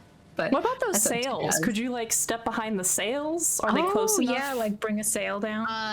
Possibly. The sails are raised in this weird W shape. They're kind of strung with tension, so they can blow in different directions, and you could try and take them down, but it might be hard to get them back on if you don't have experience with this. Can kind of boat. I roll to see if I spot this awkwardness? Fuck. I don't think you need to roll for that. Do you want me to just stand in front of you? Like, I know I'm not quite as tall, but I'm fairly broad. I might be able to give you some coverage. I'll turn around, obviously. Turn around. And like Taz is like, and then goes and takes like not the sail, but the other like drapery part you were mentioning, like grabs that. Could you hold this like this and just... Of course. Yeah, Taz strips off really, really quickly. Down. Plain tunic, just a probably another something that's green that goes well with the skin, and probably gonna keep the trousers on he has, but like just a plain tunic, so he's not looking like he's beefed up, ready to fight or anything. Thank you. Of course, no problem. While that's happening, Oe strips in the middle of the boat. I was gonna say Kiara too. Kiara has never learned the lesson that bodies are something to be ashamed of or hide. Kiara's just like do. I love how like Barden has turned away to give Tazrael his privacy and is turned directly towards these two stripping. And she just goes, all right, warning, next time, please. Oh, I'm sorry, I didn't realize you wanted my outfit to be a surprise. Yes, absolutely that. I like the surprise. Too much? No. Awaish not only has not learned that lesson, but has learned a very different lesson. And what does Kiara put on? Kiara has put on the equivalent of fantasy festival clothing. Oh my god. Fuck yeah, What kind? Pooja? Yes. Like, Yeah. So we have like a kind of a peasant blouse, but it's like slung low on one shoulder and like a frayed thing underneath it. You've got a skirt that's been like ripped in a cool, intentional way and not at all because it got caught on something. And yeah, it's just unnecessarily tattered clothing with a fuck ton of jewelry. amazing. Amazing. What's Awaish wearing? Awaish wears usually all like blues and cold colors, but has switched it out for this like very thin backless red dress that like comes down in these like wafering kind of layers. They're very like wispy and disconnected, not tattered in the way that Kiara's are, but more like very purposefully layered one on top of the other so that they might be sheer, but they layer to make themselves not so. And says, all right, are we all ready? Ready enough. Tazriel? Taz,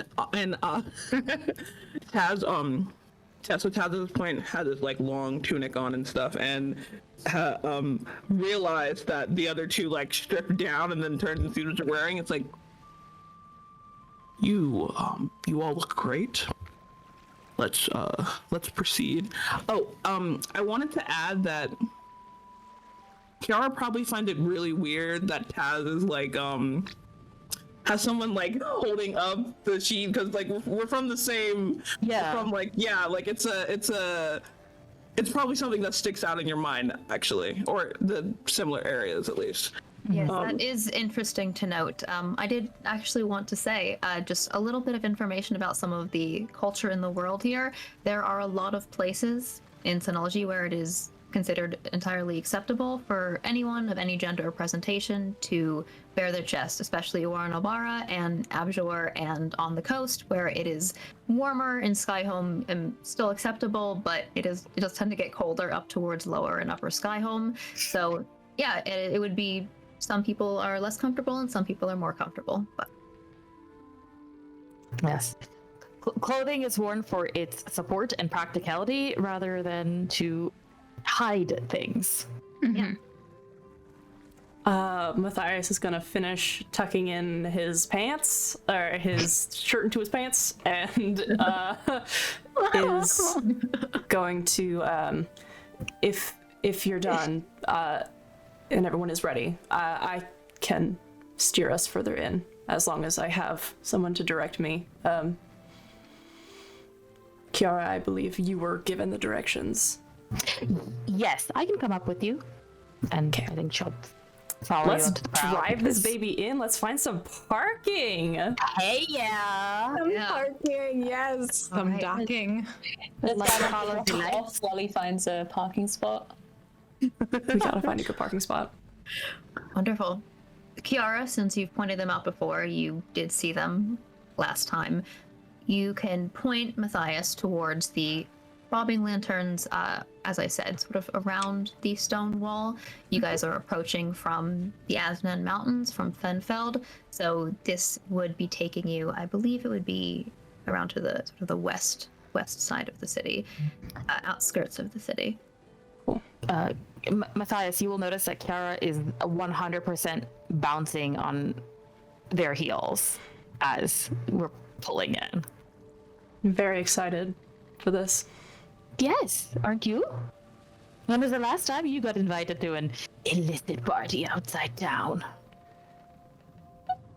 It's been a while. It's certainly been a while. Sounds like we could all use it. Right. You follow the bobbing lanterns out past a series of raised huts. The huts you've seen as you've grown closer to the city. These are made of thin stone slabs set on rock pillars. Not a lot of lumber in Skyhome. As you get closer, you begin to hear a soft thumping sound. It grows louder, more rhythmic, then resolves into a steady beat. Someone is playing percussion, but it sounds hollow and resonant.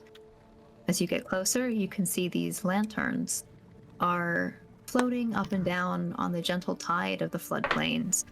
You navigate past the huts and see ahead of you as you follow 10, 15, 20, 30 or 40 of these lanterns, leaving Aethrai behind you, a series of salt boulders, like the ones you've passed before, arranged in a circle, creating a loose ring that is covered in a thin silk net and canopy with lights emerging beneath it.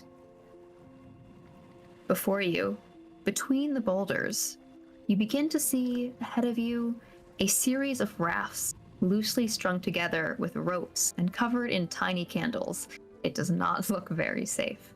If you'd like to find somewhere to park your boat, just to leave it here, some way to drop anchor, you're welcome to do so, or you could simply navigate your boat up to these rafts and tie it alongside. Oh boy. I'm not sure we should tie it alongside. I'm frankly a little concerned about fire hazards. Let's look for a place to park. And he's gonna look for some place that's a little bit separated. Honestly, he might just like drop these folks off on the thing and then move a little bit further away and just be like, I'll be there in a second. I just want to get a little bit of distance. This is a rental. Yeah, Kiara will help you look. Okay. Okay, either of you can make a perception check, or actually, this will be investigation since you are getting up close and looking around the rocks. So either of you can make investigation, or one of you can make it with advantage. Do we both suck at that? Liz, I have a -2. Okay, I will do it. Okay, you take advantage. I'll help you. Amazing. Well, let's try that again. Ooh, advantage. Much better the second time. 17. 17 is decent. The first roll was a 6. So you can sort of like slide the boat up. It takes a little bit of careful navigating, but there isn't much of a breeze or anything, so these boats aren't really going to crash into each other. So the rest of your party can step off, and then as you pull the boat alongside, you can actually just kind of like grab on to the salt boulders. You can see the net over here has been like pulled alongside and then nailed in to create this canopy. On the other side of this ring of salt boulders, there are more of these nails that have been like stuck in, and there are a few other boats that have been tied off and are drifting. Incredible. Okay. How do we get from our boat to the party Good question. area? You're not sure how deep the water is. You could try and pull the boat up closer and then sort of like climb around or over the rocks. Oh, or you have to boy. like make like a little bit of a jump. It's sort of like a 6 foot jump between two boats. Can I do what I said I was gonna do before, where I pull up and let everybody off? Okay, and so then you let everyone else. Yeah, I feel Yes. like Joey should see that and be like, I'm Yeah, not yeah. doing that. Kiara's just like, I'll dock it. You all just go here. You don't even have to wait. Just go inside. I'll find you. And it's gonna let them all off the back, and then it's gonna go put the boat somewhere safe. Awesome. Before I describe what you see inside this area, I do want to see if Matthias gets his feet wet trying to make it into the party. How are you? Are you just trying to jump for it? Are you gonna climb? Yeah, I think that he would probably just like 6 foot jump, no big deal. He's gonna try and make it across. Vertical leap. What do I need to 6 foot vertical leap? What do I need to do? So you can't really run and jump because you're like running on the boat. And It's a boat. it's a boat, so it is a little bit hard. I will take an athletics check. Oh my god. It's Don't- pretty easy. Don't. It's not life threatening. but- Okay, we're fine. We're good. It's a dirty 20. Okay, you can see it as 6. This is actually like a excellent entrance kind of thing where you do a very good jump and you end up like behind the band. Awesome. You guys step your way onto these rafts, sort of catch your balance, but it's more steady than you thought it would be. These rafts are kind of shoved in between the boulders, so they're braced against them, like they've been, pushed in here. It took a while. As you look, to blank, looks like there are around 30 or 40 people in here. It's a bit hard to make them out because at first you're almost blinded. A thin dragonborn with iridescent white scales spins slowly in the midst of these rafts, dancing offbeat to the music, standing in the middle of a series of colored lanterns. The lights reflect off of her scales and send eddies of color washing over your skin. There's Like a disco ball. Disco dragon. Dragonborn. Disco dragon. 30, as I said, about 30 or 40 people here. Most of them are dressed similar to Kiara, you see a lot of bare skin exposed. You guys are getting into the equivalent of fall, whisper wet, as I've said, but it is much warmer in here. People are packed together. Oh my god. The canopy that stretches over does sort of block off some of the air, and the only places where air is flowing through are the spaces between these boulders. So it's warm in here, you immediately begin to sweat.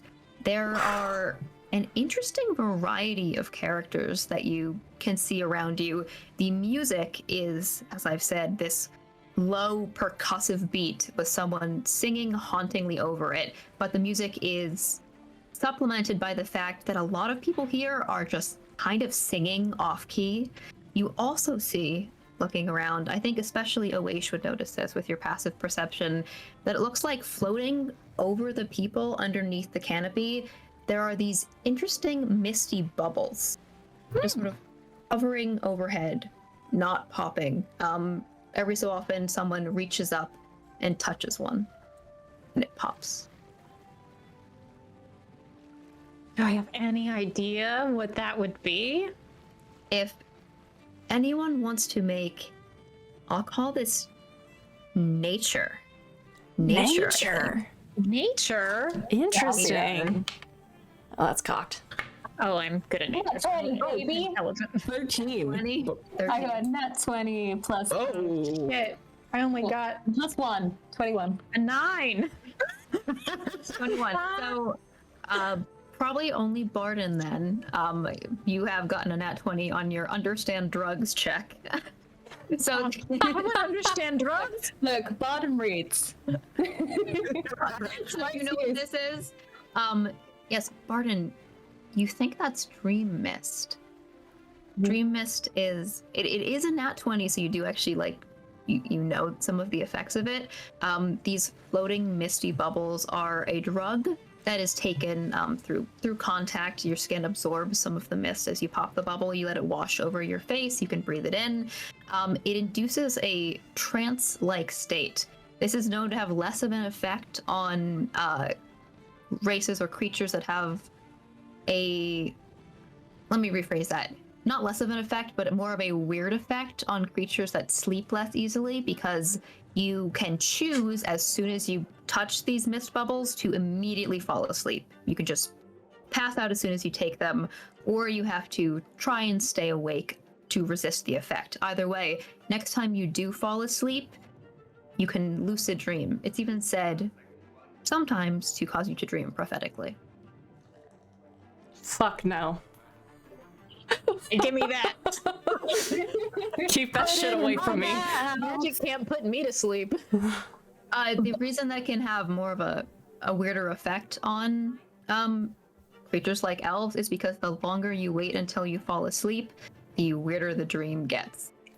Oh. Barden is going to relay this to everyone, so everyone knows what's going on.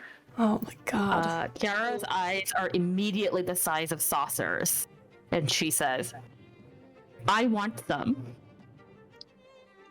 Is this a legal drug? It is not illegal, but it is very uncommon. Okay. Oh. Yeah, he's going to say that as well. Just more to Matthias, just to be like, so it's not technically, we can do it, you know. Oh, I don't care. If you all want to, that's fine, but I'd rather not. Thank you. Oh, of course, of course. Kaz is gonna... Absolutely. I'm willing to try a lot of things once. Yes, exactly. How do we know what it's going to do unless we find out? Also, laws are fake. I mean, I might dance a bit, but I might see. I'm just saying, some person somewhere made the laws up. How do we know they're the right ones? Is there a drinks table? Is there? Yes. Perception check if you guys want. Matthias is actually going to get like a brownie. Yeah, brownie? I would rave lighting. Awaish looks at Kiara after she finishes that rant and says, "That's the most inoffensive thing you've ever said." Oh, wow. I didn't know I said very offensive things. I'm so sorry about that. Please do tell me when I offend you. I'm so sorry. It's very unintentional. Fair enough. I got a 15 we'll on that also have perception check. Thank you. A 15. So you sort of stepped in here, like kind of slid around the edge behind the band. So you do spy the equivalent of a drinks table, but I also want to relay to you, since you're like walking around the back of the band, you also take note of a tiefling who is playing the drums as you step around. This is a very pale tiefling who looks similar to Mork in some ways. Also has this like very swept back hair, a mohawk that goes down into a long braid. She is playing on the drums. It's hard to make out more details of her face, how much she resembles him, but you definitely note some kind of resemblance in the color. She's playing the drums while standing next to a very sad-looking black and white furbolg. This is like a very, very dark bird furbolg who just has like a white splotch on their face that is kind of shaped like a skull, and these little cow horns, big ears. As you step around and you're sort of looking through, it looks like there is a space in the middle of where these rafts are, where the water. Sorry, one sec. Where there's like an opening to the water. People are sort of like sitting, drinking, swinging their feet a little bit, kicking it up, and you see a variety of bottles that are sort of like sitting around that middle bit, as well as some people who are passing back and forth little velvet bags as they sit around there, or bits of smoke drifting up. This looks like another fantasy drug, Alex. There are also bottles, not just fantasy drugs. You guys, I don't think any of you need an insight check to know this is like you're crashing a house party. These are college kids, boy. College of 8th Rye kids who sneak out here. Do I recognize anyone? You can also give me a perception check. Oh man. Oh, that's a 3 plus a 5, so it's an 8. You look around. You've been to the city before, but I don't think you recognize anyone here. Not really your crowd, no. Dang it. I'm going to get a drink. If anyone needs me, I'll be over there. And he's just going to make a beeline for the center. And where are these people's shoes? Are they just not wearing shoes? Do they have their shoes next to them? You like step over some shoes as you get closer to them. Oh my god. Okay. And also like the candles are still like people are stepping over candles. The nice thing is that you see someone like kick a candle across one of the rafts and it just goes skidding off into the water and sizzles out. Oh fuck. Okay. I'm so glad that we put the boat further away. Matthias is just like, I'm surrounded by hippies. He's gonna call OSHA on this fucking party. I suppose with a look of like, there's just a little look of distaste that breaks through the generally flat facial expression, but he's gonna toe off his boots carefully so the dagger doesn't come falling out, and then we'll roll up his pants and like take his socks off so that he can put his feet in the water. And he's gonna try for one of those bottles, because you said that there were some bottles around. Yeah. You scooch your way in, sit down.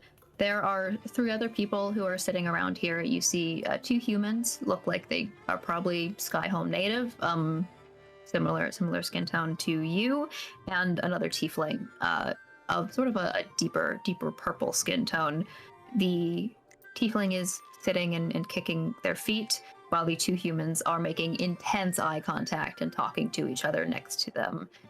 He looks like he's trying to ignore them. You can see a variety of different bottles here. Some of them look like wine bottles. There's a little small, sort of like a salt canister, not a glass canister, but like a small salt pitcher of something that looks like a dark red, as well as a very interestingly shaped blue bottle that has some kind of shell on the top of it, and it's inlaid with pearls.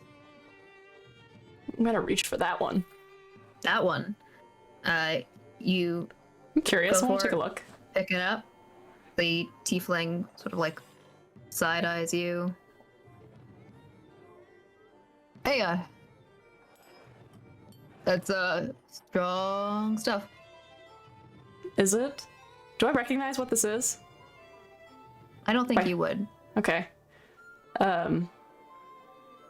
Anything particularly different from your regular alcohol? He blows out a puff of smoke, reaches. You're like, did you sit across from him or next to him? Sort of a circle. Probably wouldn't have sat that close, but Yeah. you know, adjacent. I don't know. Reach for it, takes it from your hand, pulls the shell out with a popping noise, and like sort of holds it up. There is immediately like an acrid scent that brings like water to your eyes. It's Oh, bitter, it's nasty. He that's takes a heinous. swig. And as he breathes out, you can see more smoke come from his mouth. Yeah, it's pretty nasty, but it keeps you warm.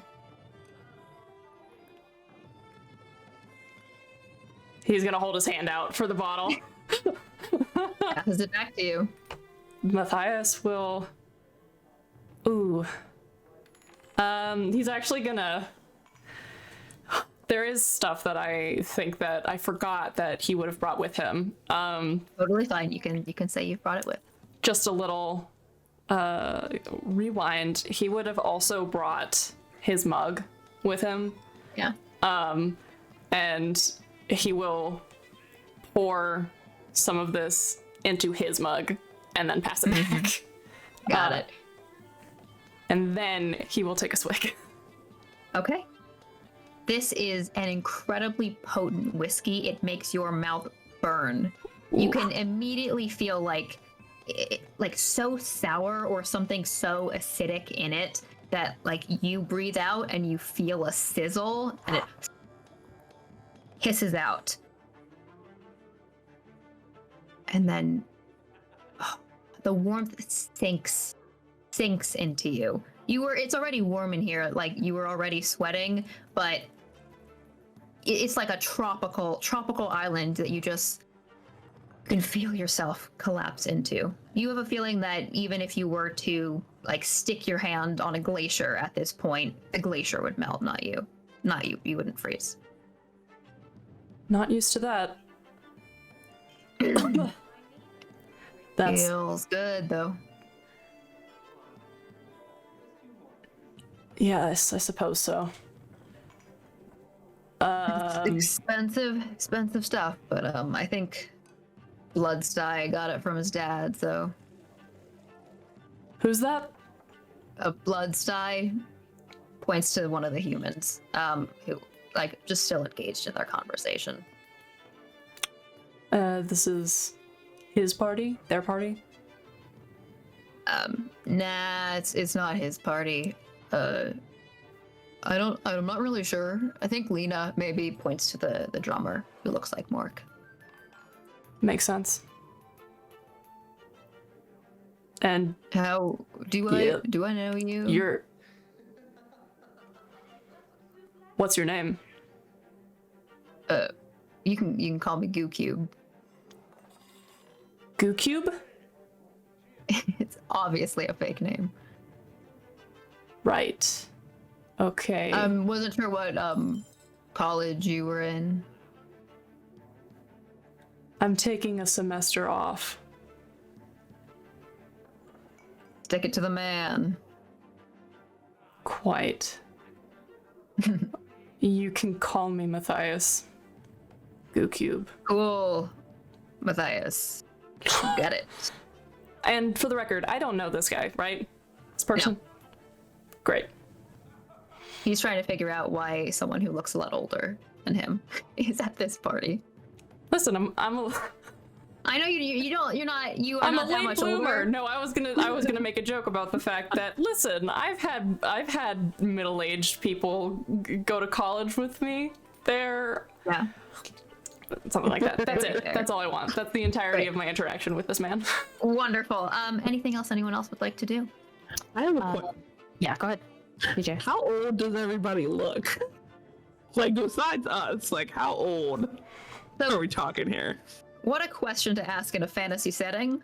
But the vibes that you're getting are everyone here is over legal age, but this is like a very young crowd of people who are blowing off steam after like working or studying. So generally in the range of a human equivalent to 19 to 22. Nice. Well, Kiara is going to immediately look for work. You Now that they have made their desire for the drugs clear, they're like, but first. you can also Social make a graces. check. Okay, I shall do that. Da, da, da, da, da, da, da, da. I love this game. 12 plus 3, 15. 15. You're scanning the crowd, pushing through. You don't see Mork anywhere, unfortunately. Oh, Which no. does kind of makes sense because he would have had to race you here. Like he was working at the Oh, road. yeah. So you're not sure if he is going to show up a little bit later. It's like 12:30 at this point, pushing that. But no, he's not around. You do, of course, now that you're actually looking, you do see the drummer who looks a lot like him. Also has like the sort of curly, fluffy, furry white legs, that mohawk, the very, very pale skin. But the drummer is busy drumming, right? She's drumming. It's again, the music is kind of off. Like she's playing the drums, but the furbolg is kind of off pitch, and people are singing different things, and the dragonborn is just like, to the beat of her own drum. So Yeah. It's like straight up Ren Fair. you On the think campground. if you stopped to talk to her, people probably would not even stop singing. I think first, I guess, who all is with Kiara? Awish has split off, so Okay, we should split off. So the other two, Kiara will be like, okay, let's get our hands on something fun to try. And Kiara's just going to look for the nearest source of substances. I think Bodden's gonna be actually, if you're going to try that, I'm just going to wait and watch for this first, just to see how you do. Plus, I kind of want to dance without, I just want to see what it's like. I've not really been to parties. Oh, it's really fun. And, it's completely fun to do it without the substances. It's a completely different experience with them. And I've done a lot of the former. So, Taz, you and me, we're doing this? Yes. Okay. I'll make sure you're okay. Oh, you're so sweet. And then Kiara's just gonna give Barden a little kiss on the cheek. She has to lean. Oh, there's a jump. You jump in the boat. That short. She's 6. She's just like a little tiptoe, like a little. A few people like stumble away from you as you jump because the boat sways up and down. Sorry. You got a 15 on your perception check, Kiara. So you see, as I said, you see the dream mist, the bubbles are floating above you. These are floating more towards the middle, kind of actually like over where Matthias has headed over to. You looking around still with that 15, you also spot the alcohol. Looks like some people who are standing around the Dragonborn are passing, as I said, these like little velvet pouches around. Taking out some kind of iridescent powder and then just like dipping on their tongue. Yes, I think that's all you would see. Oh, you know what? Actually, one more thing. You also, as you're like pushing through, looking around, it looks like there's a group of people who are standing together and they're all just crying these purple tears, but also smiling, like crying purple, but like licking the corners. of their mouth. to get the tears. Like lizards? Like they're no, licking like their eyes? so their tongues are not incredibly long. The purple tears are dripping down, and they're like licking the corner. It's like that. where the purple tears are hitting their mouths. Fantasy drugs. As a reminder, the dream mist, does it only affect you when you sleep? Yes. Well, when you touch it, it can cause you to immediately pass out if you want it to, or you eventually fall asleep as you get drowsier and drowsier. Maybe I don't really want to sleep yet. Maybe we go to the iridescent situation over there. Yes, the purple tears looks a little strange. Maybe we work up to that. Yeah. Okay. So Kiara is going to make a beeline for the pouch passers. With Tab close behind her. And I think Barden's coming too. Yeah, Bond's following close behind, but it's kind of like dancing as she goes because she's just like watching how people dance. She's like, alright, and just making her way through. No one here is dancing. No one here is dancing well. Oh, I was like, I thought you were going to say no one here is dancing. I was like, well, Kiara, sure. No, everyone is doing the like bad parody of dancing. Exactly. We're all about to get white girl wasted. The three of you push towards the couch passers. One of them, as you get closer, you can see again, like takes a little scoop out of this pouch and just like dips it on their tongue, and then turns to their friend and says, "Okay, just tell me a joke." And their friend goes, You look like an egg." And he goes,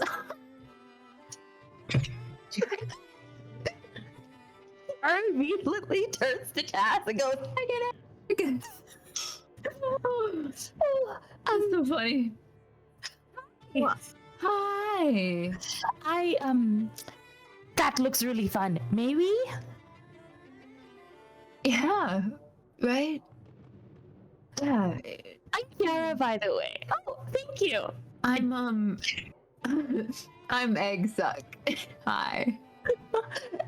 I mean, I know they said you look like an egg, but at least you look like a really cool egg. That's the point. That's the point. This is you're not sure of their gender, but they do have like sort of a shaved head as well. Maybe human, maybe half elf, lighter skin. Yeah, here. Is that okay? And then one of their friends like, yeah, go ahead, go for it. You got some jewelry. Unlike Maddie boy there, Kiara and Taz do not look like cops. Taz, you sort of step behind Kiara and they're like, Hello. Whoa. Yeah. Do you want some? Yes. Get it. Yeah. Immediately. Both of you can give me another nature check. Nature. 9. 7. Okay, you have no idea what you just put in your mouth. Neither of you. But I like it. This whatever this is has a similar effect to alcohol in that it is an extreme emotion enhancer. So any emotion that you feel is incredibly enhanced. Lasts for about an hour. Oh my god. The warning to the party. Yours, Kiara, and yours is tall. Yours tall. Tall? Yeah. No, it's Taz. His name is Taz, not Doll. Taz. It's Taz. That's cool. Do you have any jokes? Yeah. Fuck. Vic. Oh, What is it? yeah.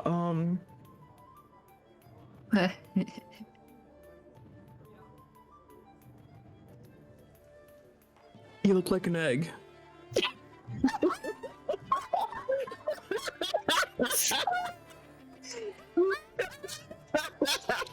Boom. The entire group of pouch passers just dissolve into hopeless laughter.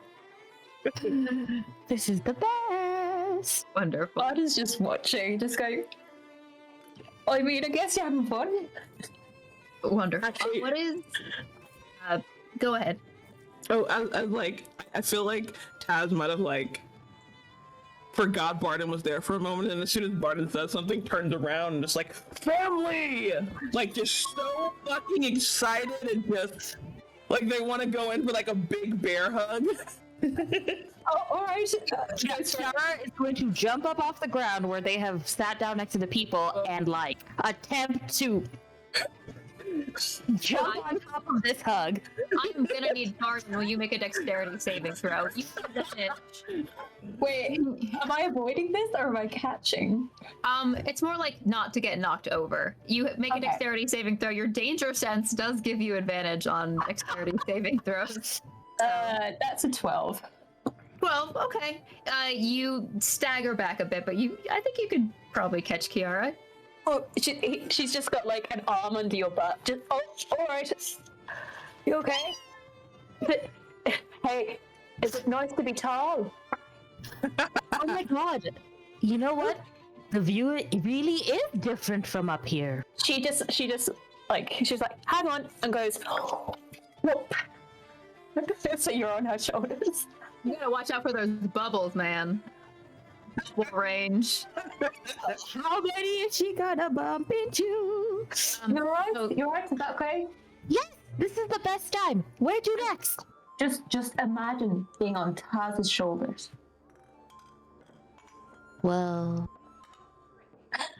Wait. Daz, can I? Yes, and Taz will just goes down a little bit. Do a shoulder to shoulder transfer.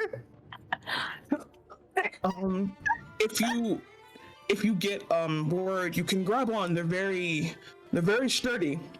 Oh, are you sure? Yes. I've always wondered, but I always thought it was rude to ask. To touch them? Well, just about how sturdy they are and how much one would get to pull before they started to hurt. Just the normal logistical things. Very sturdy and Just laughing so hard at this. Taz is just gonna be like, very sturdy. I'm not sure how much you'll have to pull before it hurts.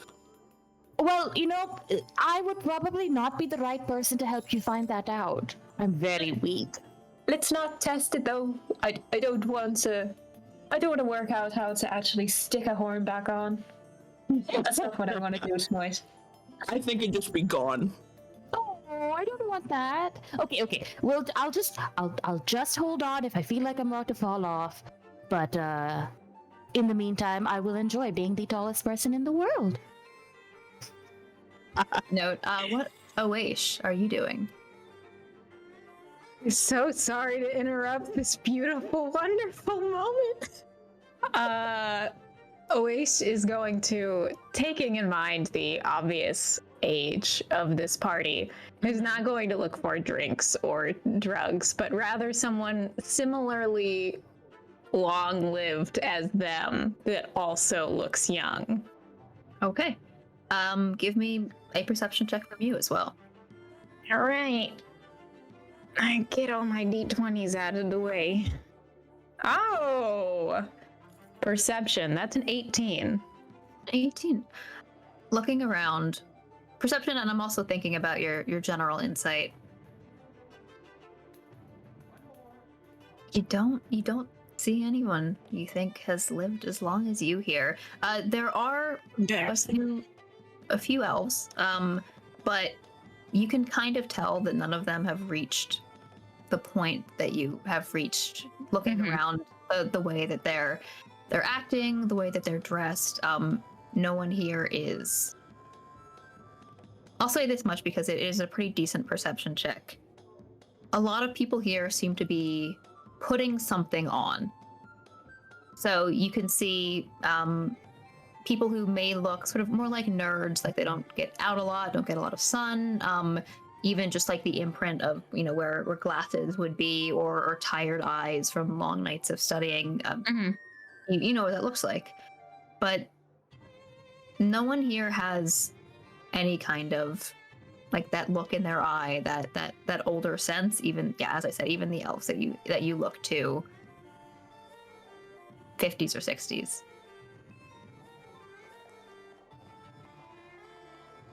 50s or 60s. That's fine.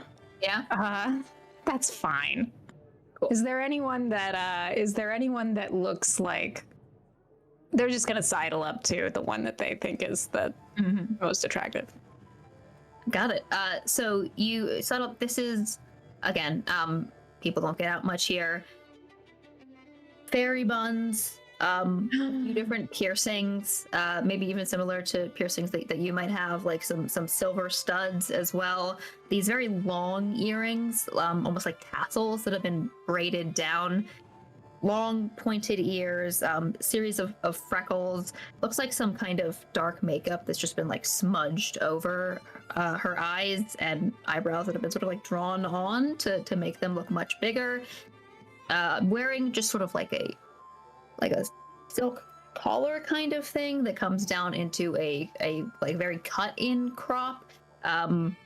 You can see her stomach, and she's wearing a long loose skirt that's just like sort of dangerously coming close to candles as she's dancing with one of her friends. Sorry, just watching Matthias freak out over the health code violation. Yeah, Oish will, with a little more skill than these inebriated people are dancing, will dance up to this person and, you said her, correct? Yeah, her. And will say to her as they dance up, General Kanoe, well, hello there. I'm so sorry. Hello. Hi. Now, what's someone as gorgeous as you doing at a place like this? Does that usually work? I haven't been to a lot of these. I'm just here with a friend. Only counts if it works on you. Ooh, I think it just might. She sort of turns and whispers to her friend, who is a human woman. Do you, I'm supposed to say, I'm Curdle Cry. Nice to meet you. Oish kind of furrows her brow for a moment and then goes, all right. I'm Stormbrew. Lovely to meet you. Stormbrew, that's a good one. I don't think I've seen you around, but you can dance? Can you dance? I will gladly dance with you. She will dance with you. Do you want to make yeah. a performance check for me? Performance? Uh-oh. I think you still have that effect from before, too. What's the effect? Is performance is charisma, right? Charisma. Mm-hmm. Oh, you mean a negative effect? Yes, I do. Yes. 100%. Yeah. So that will be is it disadvantage or a -1? It's a -1 penalty. Mm-hmm. Okay. If I do badly, full disclosure, I'm gonna use my inspiration. I will absolutely use inspiration for roleplay based moments. I did do poorly, so I am going to. I rolled a 6, so that would have been a straight 6 because my normal charisma is a +1. Mm-hmm. That is better. That's a 14. 14. Yeah, she does not dance as well as you, even though, you know, long day, you've been sitting on a boat. She sways to a rhythm that is not quite the same as the one the drums are beating. Mm-hmm. If you let her, she will reach out and put her arm sort of around your waist as you're dancing. Oh yeah, absolutely. How tall is she? Probably shorter than you, only 5 feet. Oh, cute. Yeah, we shall absolutely allow that, and then reach down to they start like at the shoulder kind of thing, and then move their hands back down after a few moments, like kind of giving her a look to be like, is this okay? She seems into it. You can Amazing. tell as you dance just a bit longer, she's definitely out of it in some way. She's taken something, but sort of like nestles her hair and her head to your chest as you guys are dancing. Fuck yeah. As she does that, Oesh will pull her closer and then say, what did you take that has you having such a good time? What was it called? Friend says, sort of like just kind of watching her, like making sure that Oh yeah. you're kosher. Sun drop. I have another one left if you want one.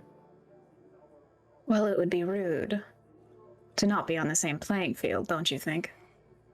Yeah, sounds fair to me. Just be careful, Curdle Cry, and we'll like pull out from a pocket that she's carrying looks like at first a salt orb, just a little polished pearl, but instead of the normal like sort of glassy texture, the way you can see through it, this thing glows slightly as it comes out and begins to sort of pulse with this gold light.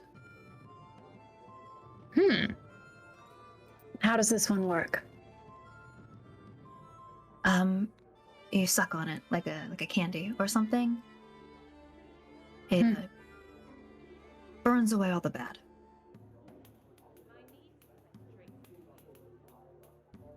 Oesh just takes it and puts it in her mouth. Okay. Will you make a Constitution saving throw for me? I will. All right, Dai, you have one more chance to do well for me. If you don't do it, I'm switching you out. That's a 12. Nice. You've just beat the DC. A sun drop is a highly addictive drug that literally burns away all negative emotions. If you do not pass that Constitution check, it will last for 24 hours. You've passed it, so it only lasts for an hour. You also pass the check to avoid a brutal next day where all the negative emotions that were burned away return and sweep over you.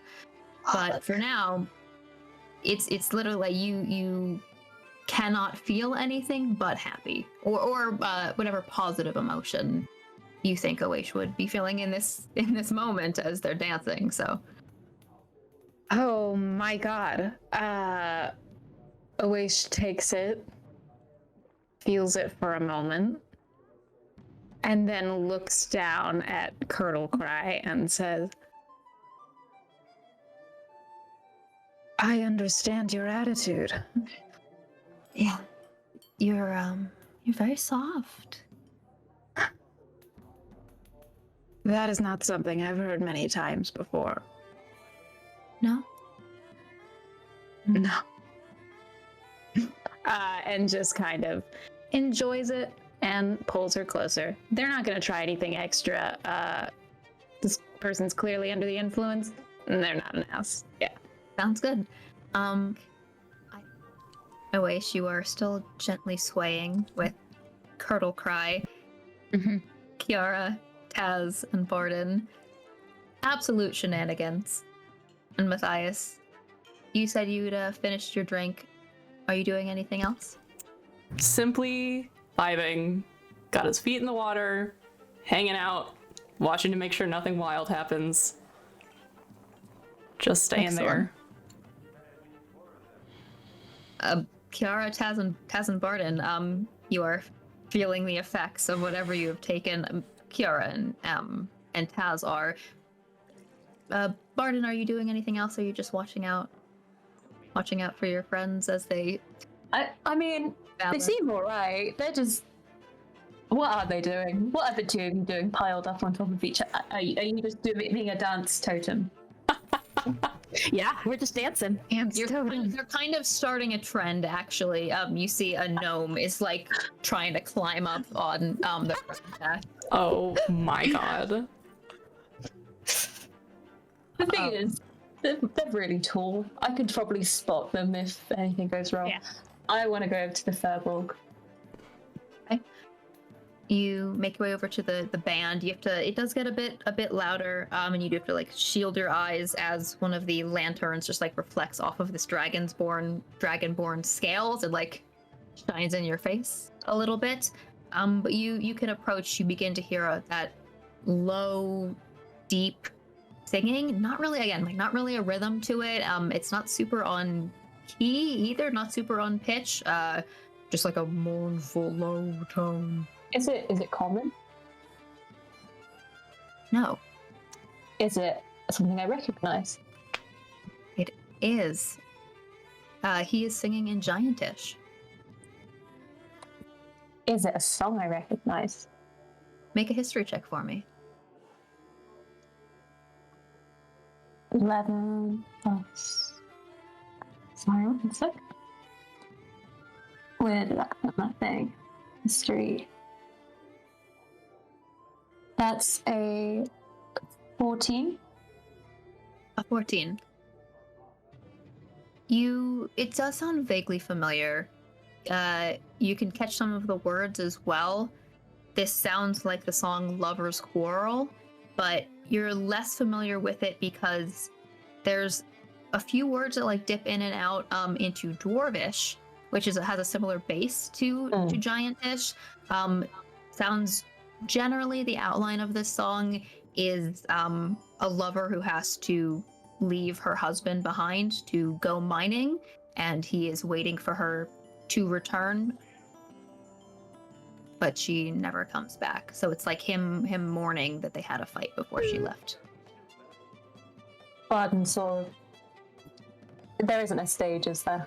It's just kind of like Pushed together, close contact. just kind of goes up to him and just like, I love that song. I haven't heard that in an age. Hey.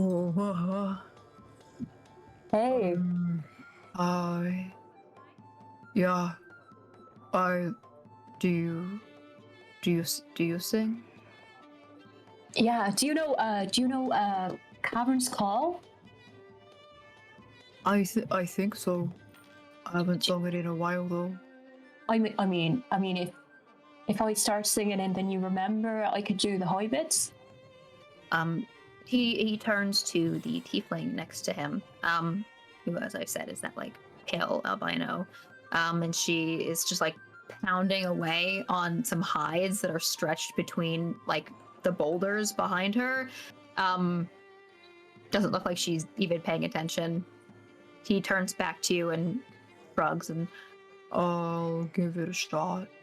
I'm Barden, by the way. Nice to meet you. And you? Barden. I'm Fro. sorry. Barden Feather's song. That sounds kind of familiar. Song. Has he a volunteer? I think I saw a presentation. Or maybe. Oh. He does go to the university sometimes. Yeah. But you're not. Oh, I'm not. I adopted. Oh.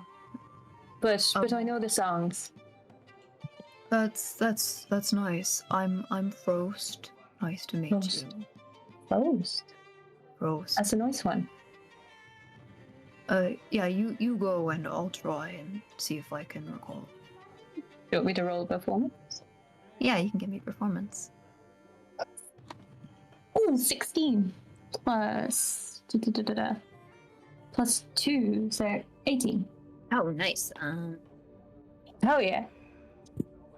He does not do as well as you. He you have to maybe a few stanzas.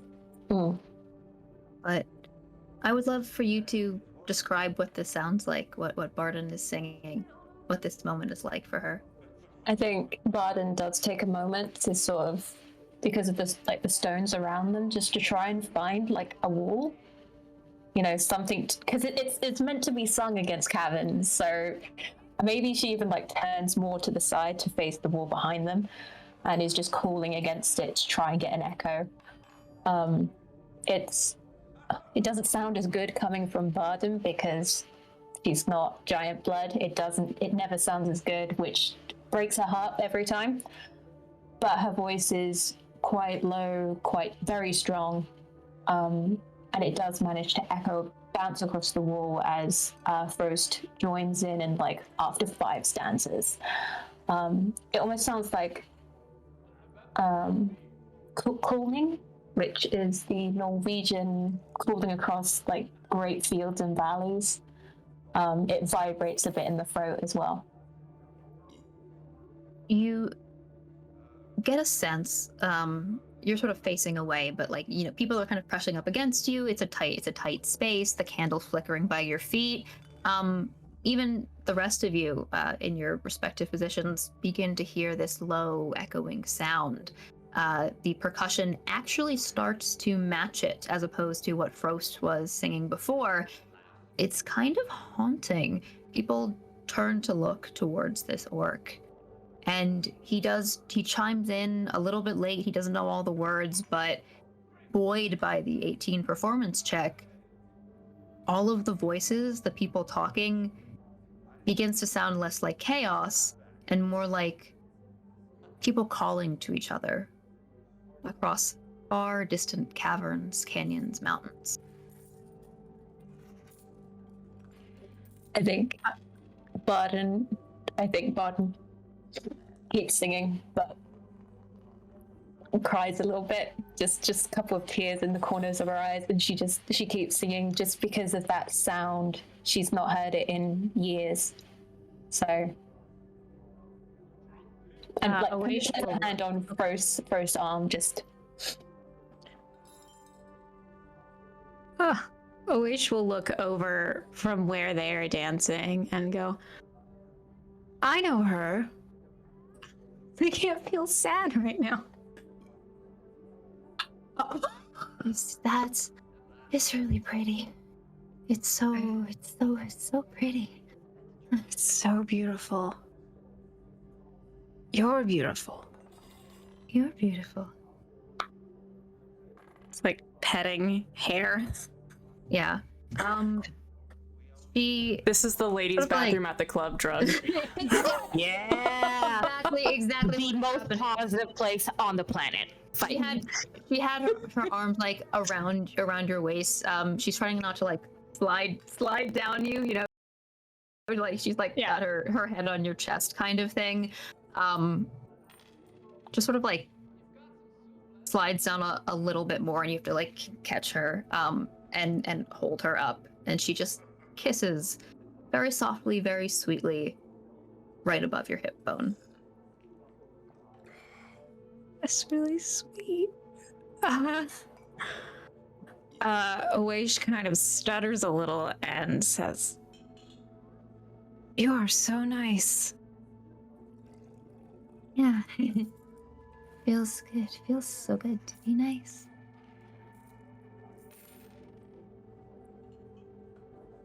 Okay.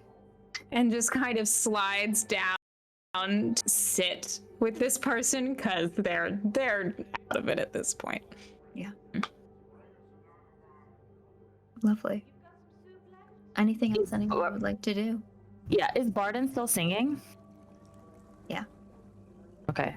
Giant Fish takes ages to get through. It's very slow. Gotcha. VJ, how are you doing?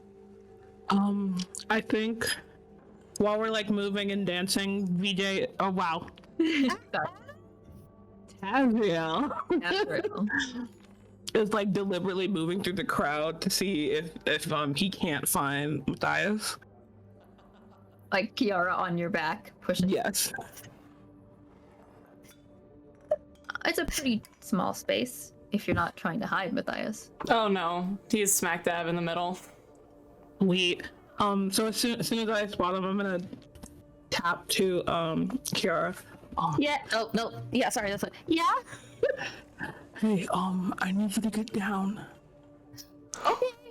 Should I jump? No. and Taz like literally like drops down like a frog squat when you're younger. Like, Yeah. down now. And Kiara like attempts to get off, but I'm pretty sure she half rolls off. I'm okay. I think I'm okay. Yeah, I'm okay.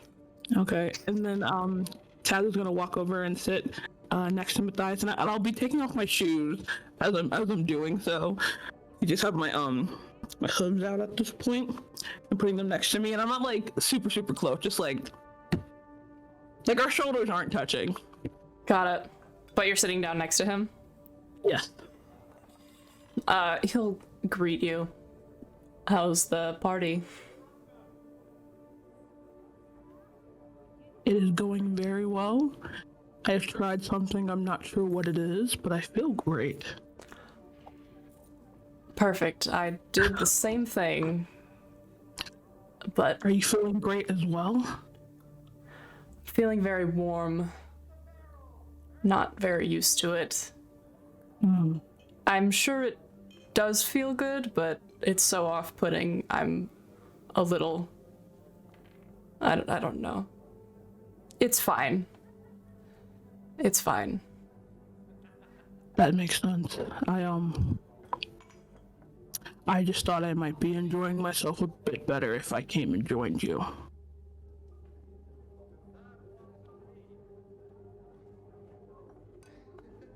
Are you flirting with me? Yes.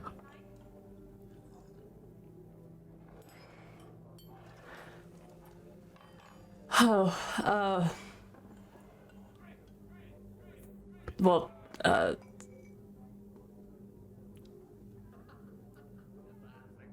he just kind of like is silent for a second. A hot second. Looks taken off guard. Thank you for being upfront. I have a hard time getting people to do that. Of course. Why are you flirting with me? Besides the obvious, which I find you very nice to look at. And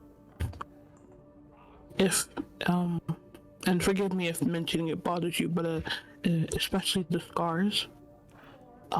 But there's a presence about you, and it just... And Taz is just like... I know that's not a good explanation, but I don't think I have the words for it.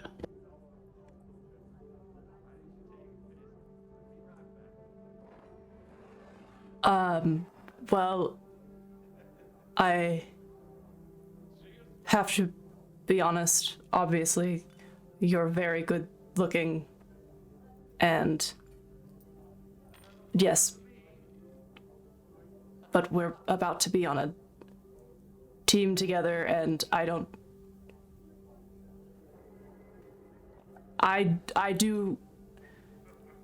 do anything that isn't casual.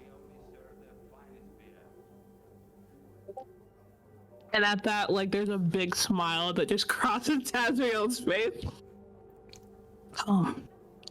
With the exception of, one person, everything in my life has been very casual. And I wouldn't expect anything different here, given the circumstances at the very least.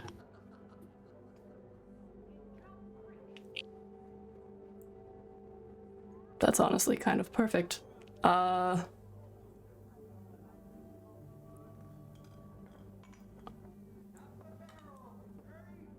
What's the likelihood that you regret saying these things to me tomorrow morning? Absolutely zero. But we can revisit that in the morning if it would make you more comfortable. Perhaps tonight we focus on getting everyone back on the boat and into a bed. Very well.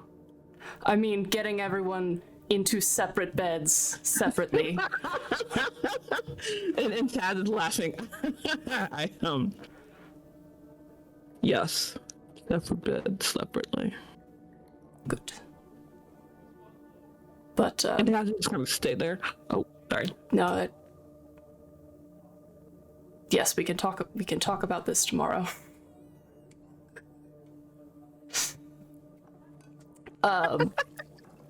Do you want some? And he's going to pass a bottle Yes. to Tazriel. Wow. Wowee. Oh my god. Everyone wants to kiss. So Everybody wants a kiss. Kiara, you're right there. Kiara watched all of that, probably because she was too having a great time to leave. Probably overheard it. It was all just like, somebody gonna get some. And then they're just gonna like dance their way over to where Barden is making beautiful mouth sounds and wait and just sway. And well, given that this intoxicant makes Kiara feel things more intensely, is dancing and bawling at the same time because it's so pretty. We've all seen those people at the party.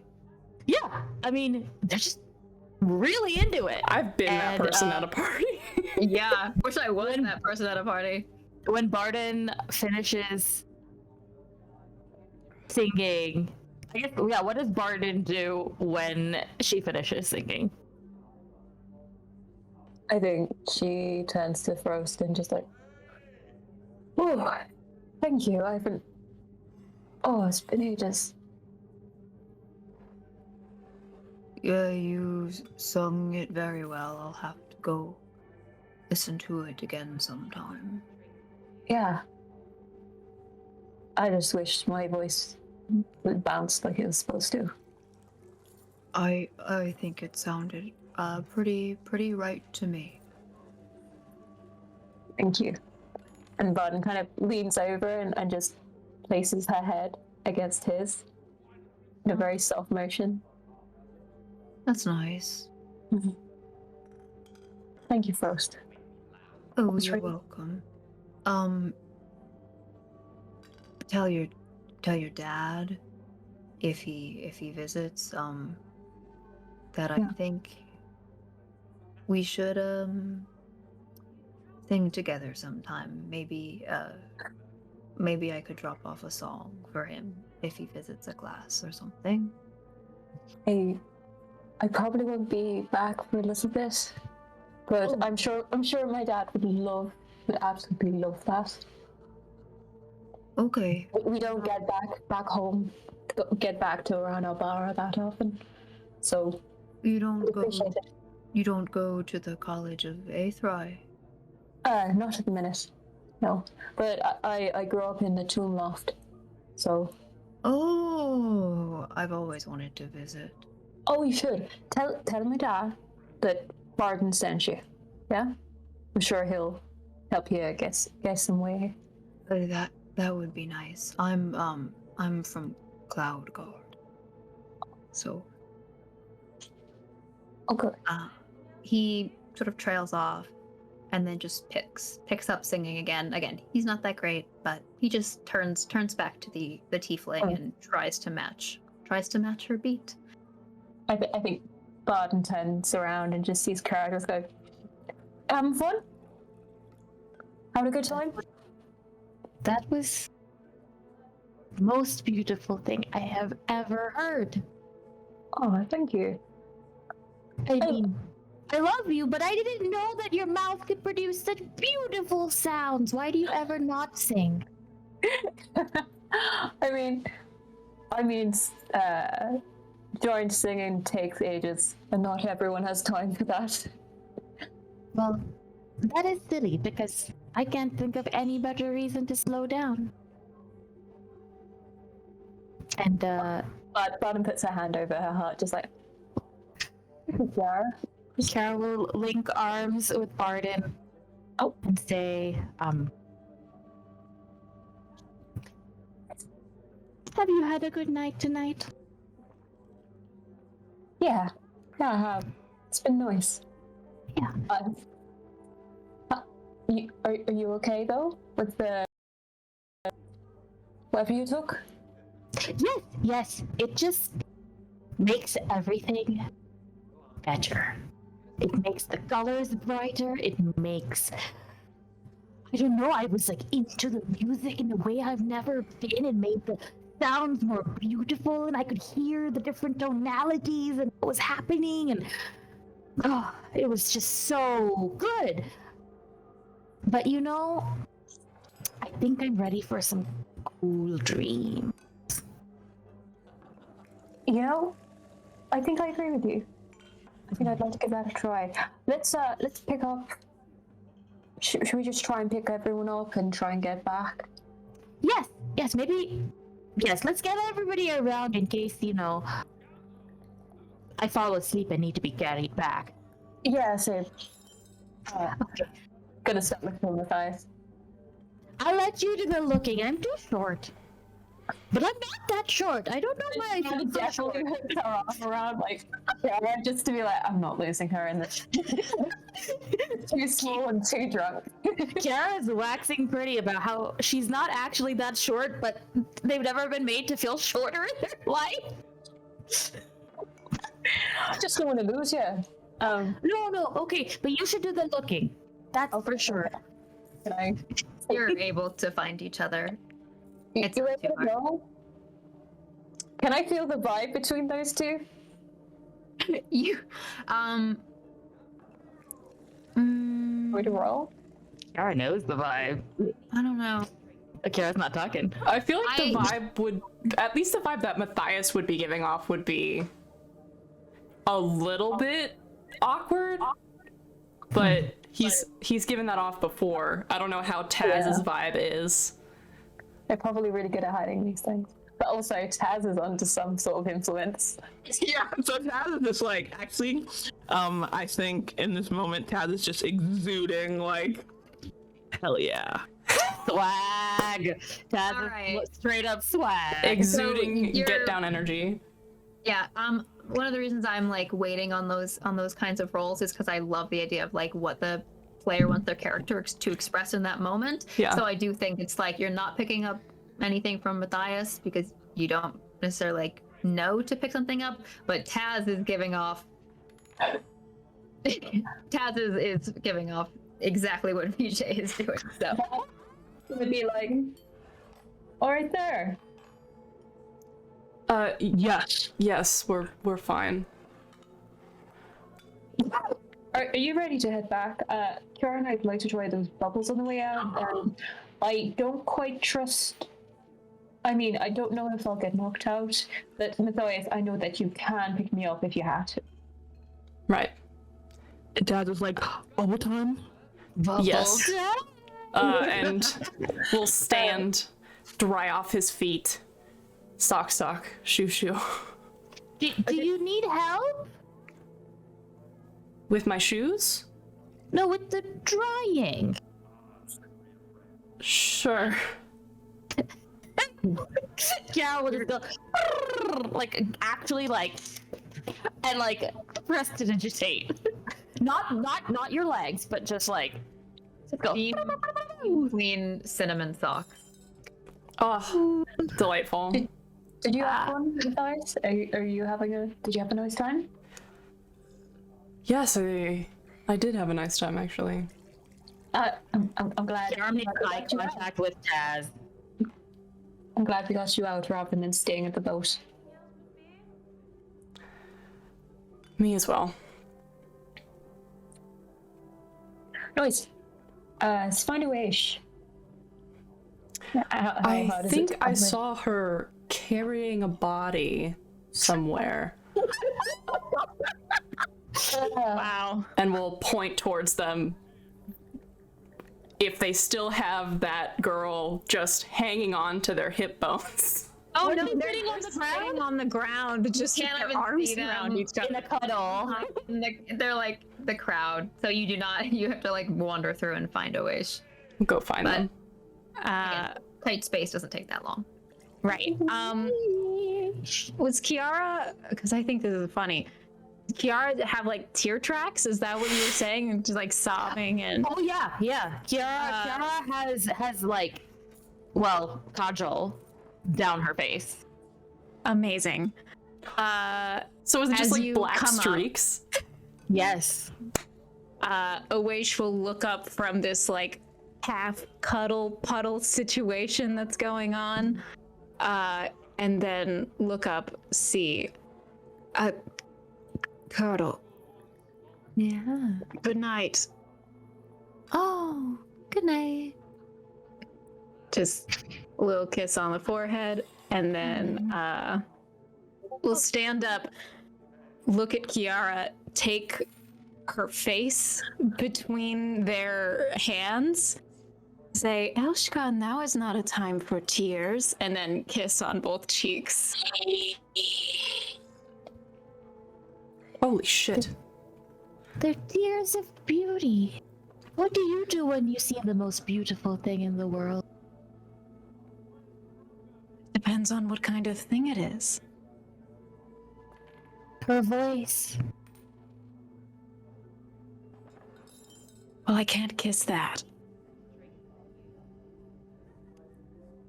Bottom blushes. Are you sure?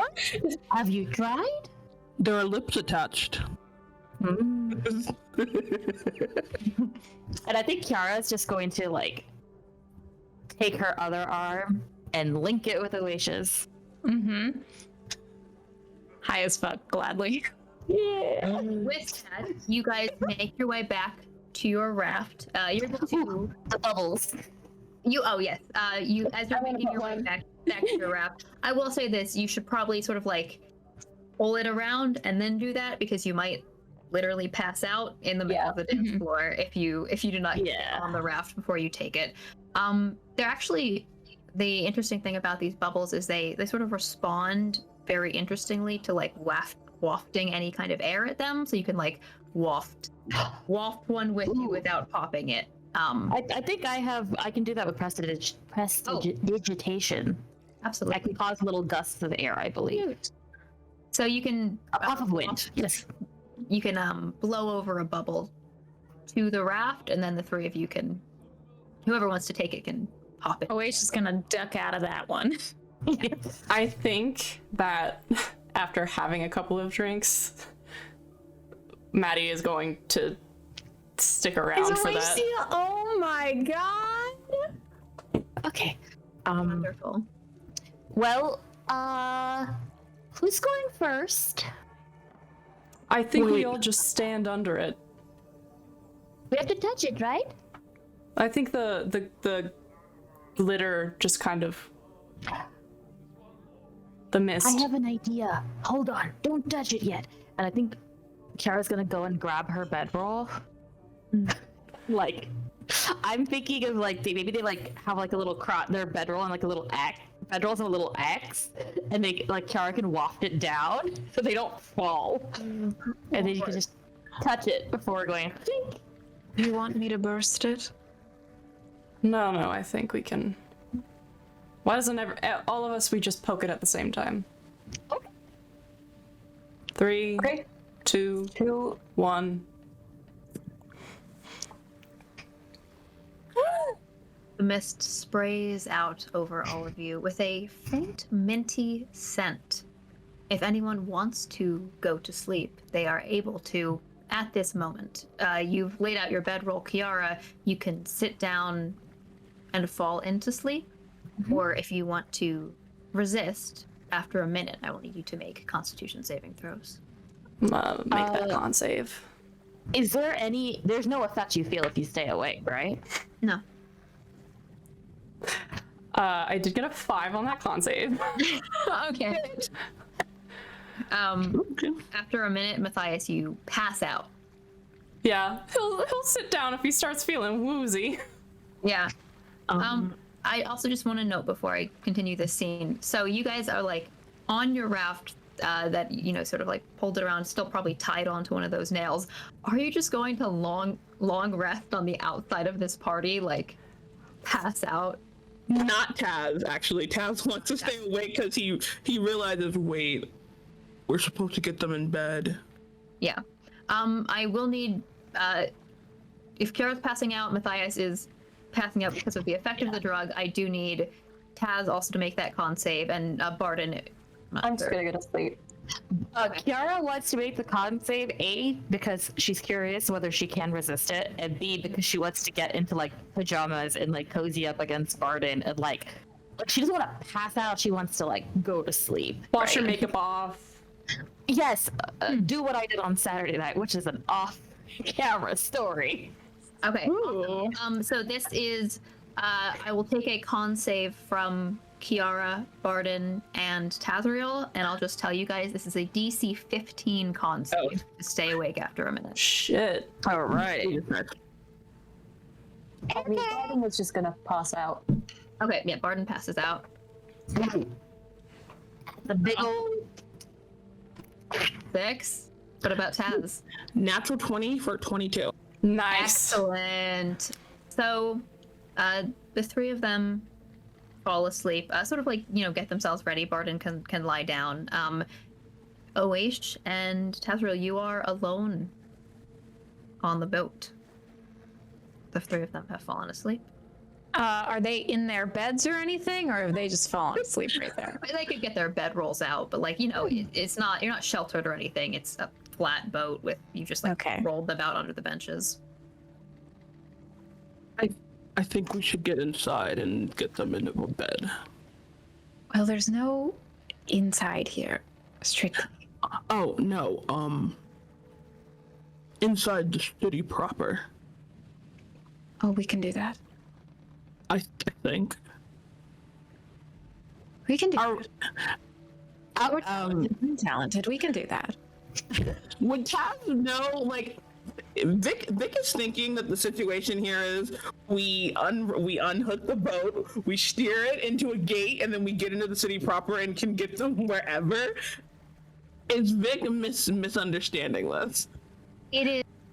You are the blind leading the blind at this point because neither of you have been to this city before.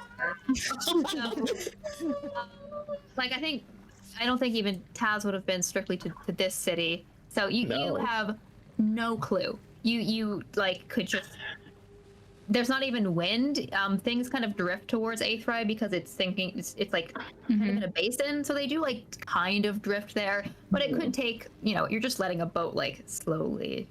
We could definitely do that. You could paddle it. You have no idea. I'm not going to tell you if you can do it or not. Well, between the two of us, we probably can do this. I can make it 3 of us for an hour. Yes. And Oish once again conjures their unseen servant. Your unseen servant is probably the most capable person on this boat at this point. But that does provide some force to get you guys sailing towards the city. Amazing. And as we start sailing, I'm going to lean into Taz and say, there's something else cool we could do. What is it? I have something. Pulls out Darren. Uh-huh. Hello? Darren, Yeah? how do we get in? Where? The city. Am I supposed to know? No, but I have full confidence that you can find out. Okay. He leaps out of your hand and begins to flap his way ahead of the boat, just looking towards the city. If you want him to go beyond 100 feet, you can lose your mental connection with him, and he can just go and look around and come back and tell you if he has any idea. You want to give me? I know you have the stats for Darren. Do you want to give me a survival check? Oh, poor sweet Darren. Oh fuck. Y'all want to know what Darren's wisdom modifier is? -5? Not -5. It is, however, a -3. Oh dear. Good stuff. This bitch has never seen anything On book. What do in you its think life. was gonna happen? I mean, he's very smart. He's just not. He's very book smart and not street smart. Yes, he's a book.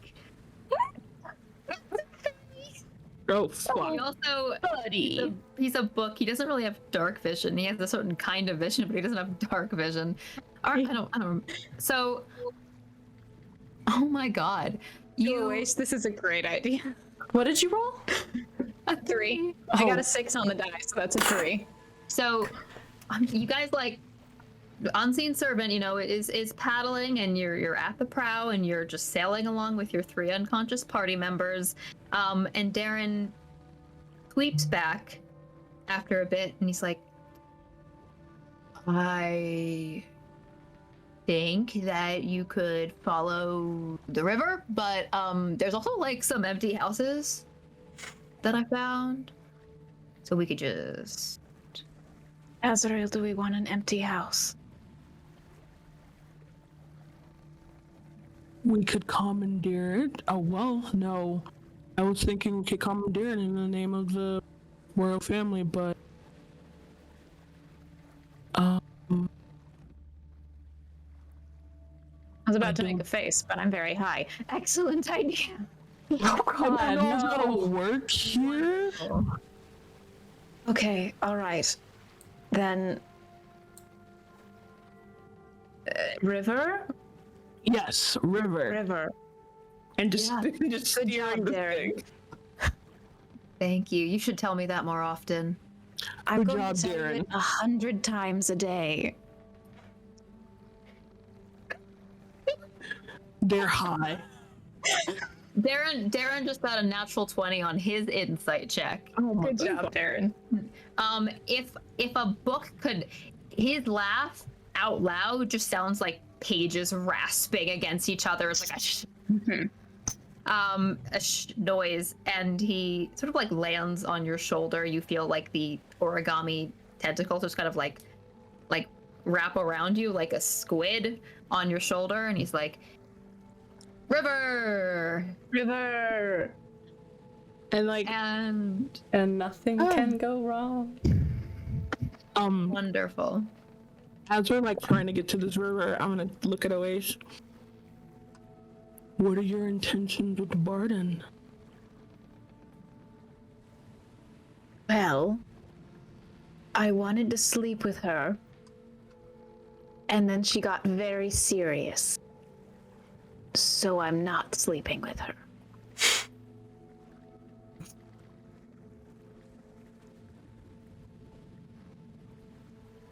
Fair. I think I might be sleeping with Matthias. Fuck. When? I don't know. I mean, obviously not tonight. Obviously not tonight. Wait, did this happen at the party? Yes. Is it serious, or is it sleeping together? The only thing I do that's serious is my work for the family. Everything else is fun. We're so similar and so different. Yes.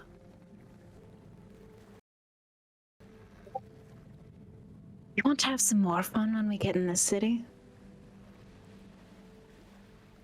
What kind? Well, we could do what we got up to in the last one, or we could do something with a little bit more stakes. I'm interested in more stakes. Well, we'll keep our eyes out. It takes you about another hour and a half at this point to navigate with Darren's not help to one of the entrances to the city of Aethrai. And I'm going to pull you guys over to that map. Was not expecting this. Also, don't worry, I will get to your sexy dreams, but I roleplay. absolutely wonderful. Here we are. Wow. Look at this. It's not done. It looks incredible. Amazing. Beautiful. It's so Welcome good. to the city of Aethrai. Unfortunately, you don't really see much of the city because it is pretty dark and you guys are pretty out of it. And you also don't actually aim for one of the entrance gates to the city, but in fact, one of the floodgates that pours water Oh, Christ. underneath the city. Like, basically, to give you an idea of this, the actual city of Aethrai is surrounded by this giant stone wall, right? Because it is a place where people can go to escape the floods when they're higher. So there are entrances in this stone wall, like sluice gates, floodgates that hold back the water so ships can sail inside, but it is dry, totally dry inside here, except for the places where these giant rivers flow into and underneath the city in a series of tunnels that divert the pressure from the actual floods.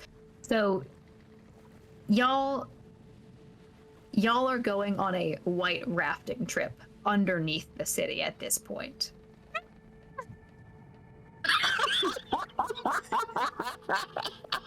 Always Oh raising my their god. arms up in excitement. How fucking passed out are we? Y'all are dead to the world. Talking on dream trips right now. I have like 5 encounters here. I'm just scared. Maybe we'll die. Maybe you'll die right now, or maybe it is also 3 in the morning. Like 3 in the morning, whitewater rafting under the city. But the nice thing is that there aren't really that many people out to spot you guys, to stop you from just sliding into the river tunnels. So I do go, Darren. I need you both to make dexterity saving throws with advantage for me. Oh my god. Okay. Horizontal, the 3 of us.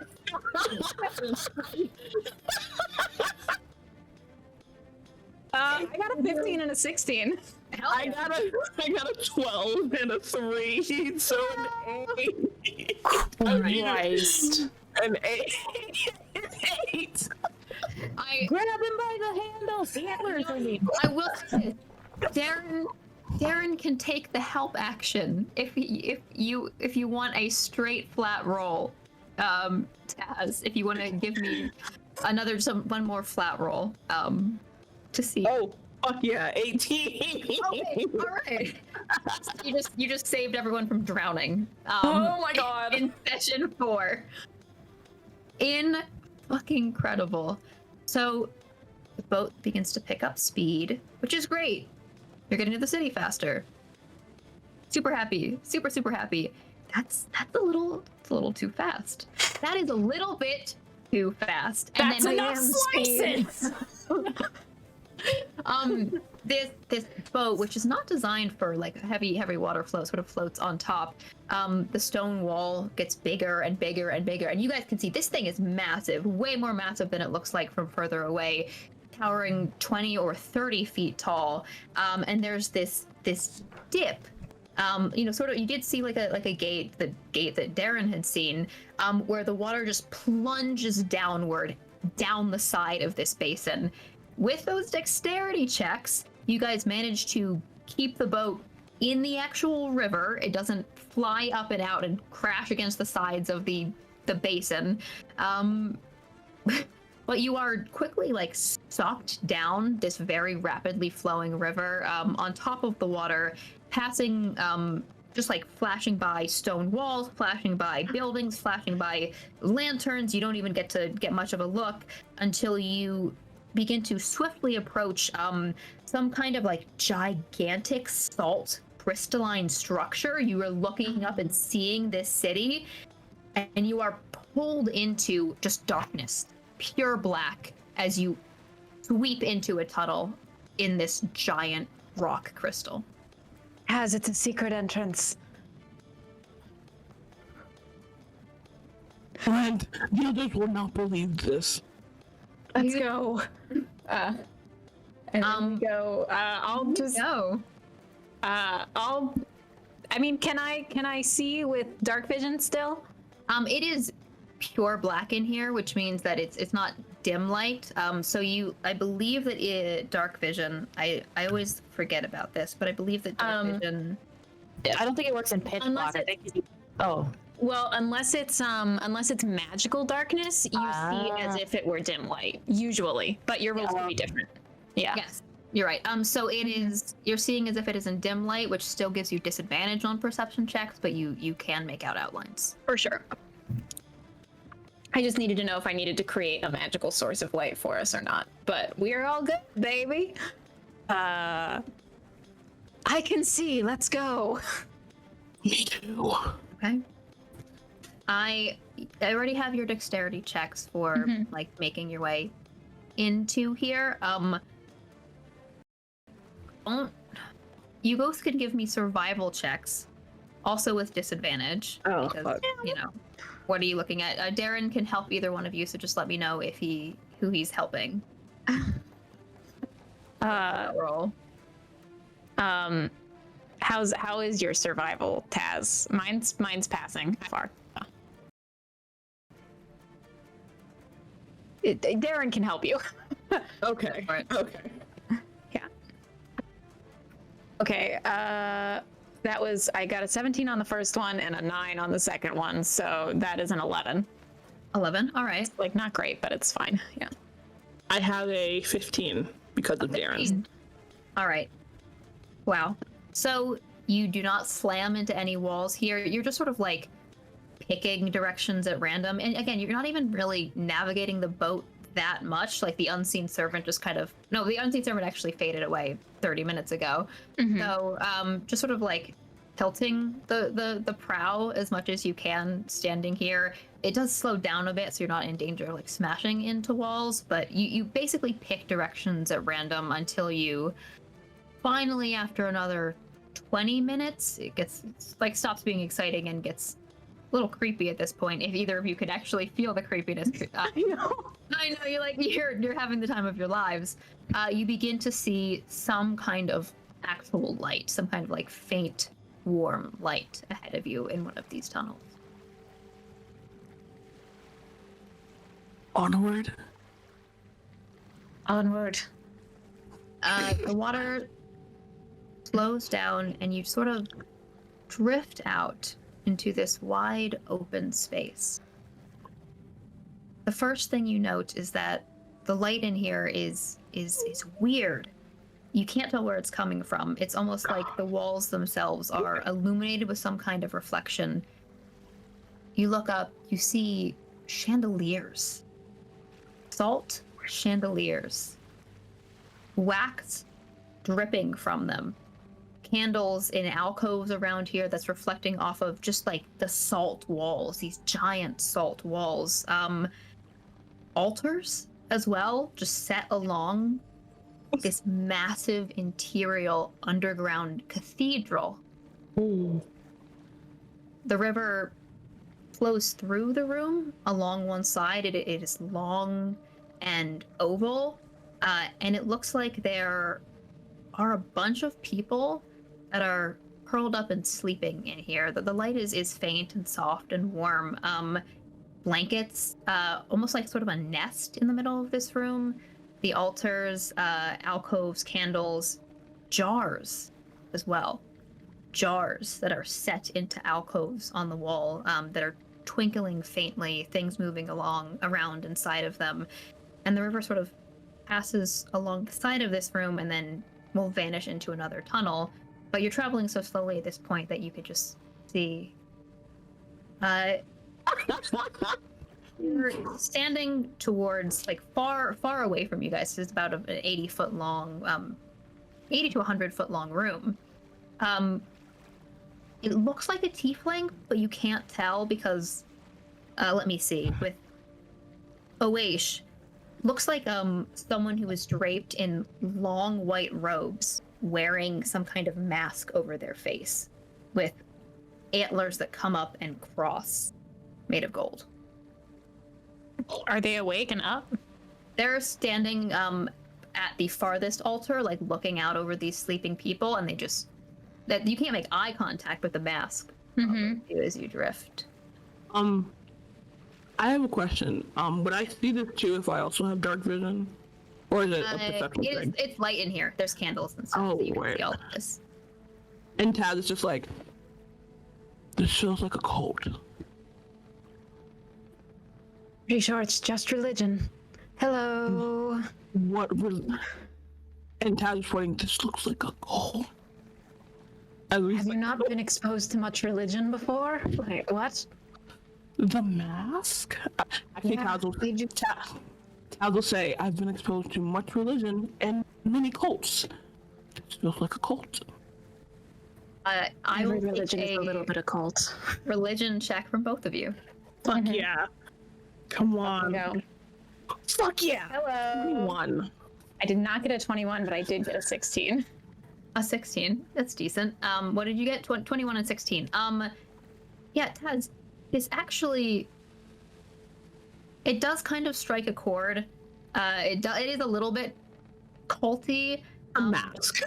Yeah, the mask is a little bit culty, but there's something about, like, the way that people are sleeping, the figure washing over them, that even in your inebriated state, there's sort of a comfort here. Like, there is a sense that this is a safe place. That religion check is based on your knowledge of having seen, like, specifically having seen cults before. You think the antlers, the covering of the face, the candles, and just the general sense of light here, even though people are sleeping, means that this place might be tied to Lydir. Lydir is a god of light, truth, justice. She is often called the maiden martyr as well, but sometimes worshippers or followers of Lydir will offer each other places of comfort, because she is also associated in some ways with sleeping or with death. She is an undead goddess. This could be a place where people come to find rest in some ways. It might be a little bit culty, but at the very least, you know this is a god that is allowed to be worshipped in both Skyhome and Azure. Mm-hmm. Maybe more religion than cult. How many cults have you seen?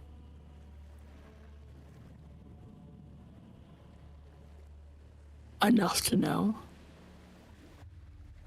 Right. Bye. You drift on past this cathedral.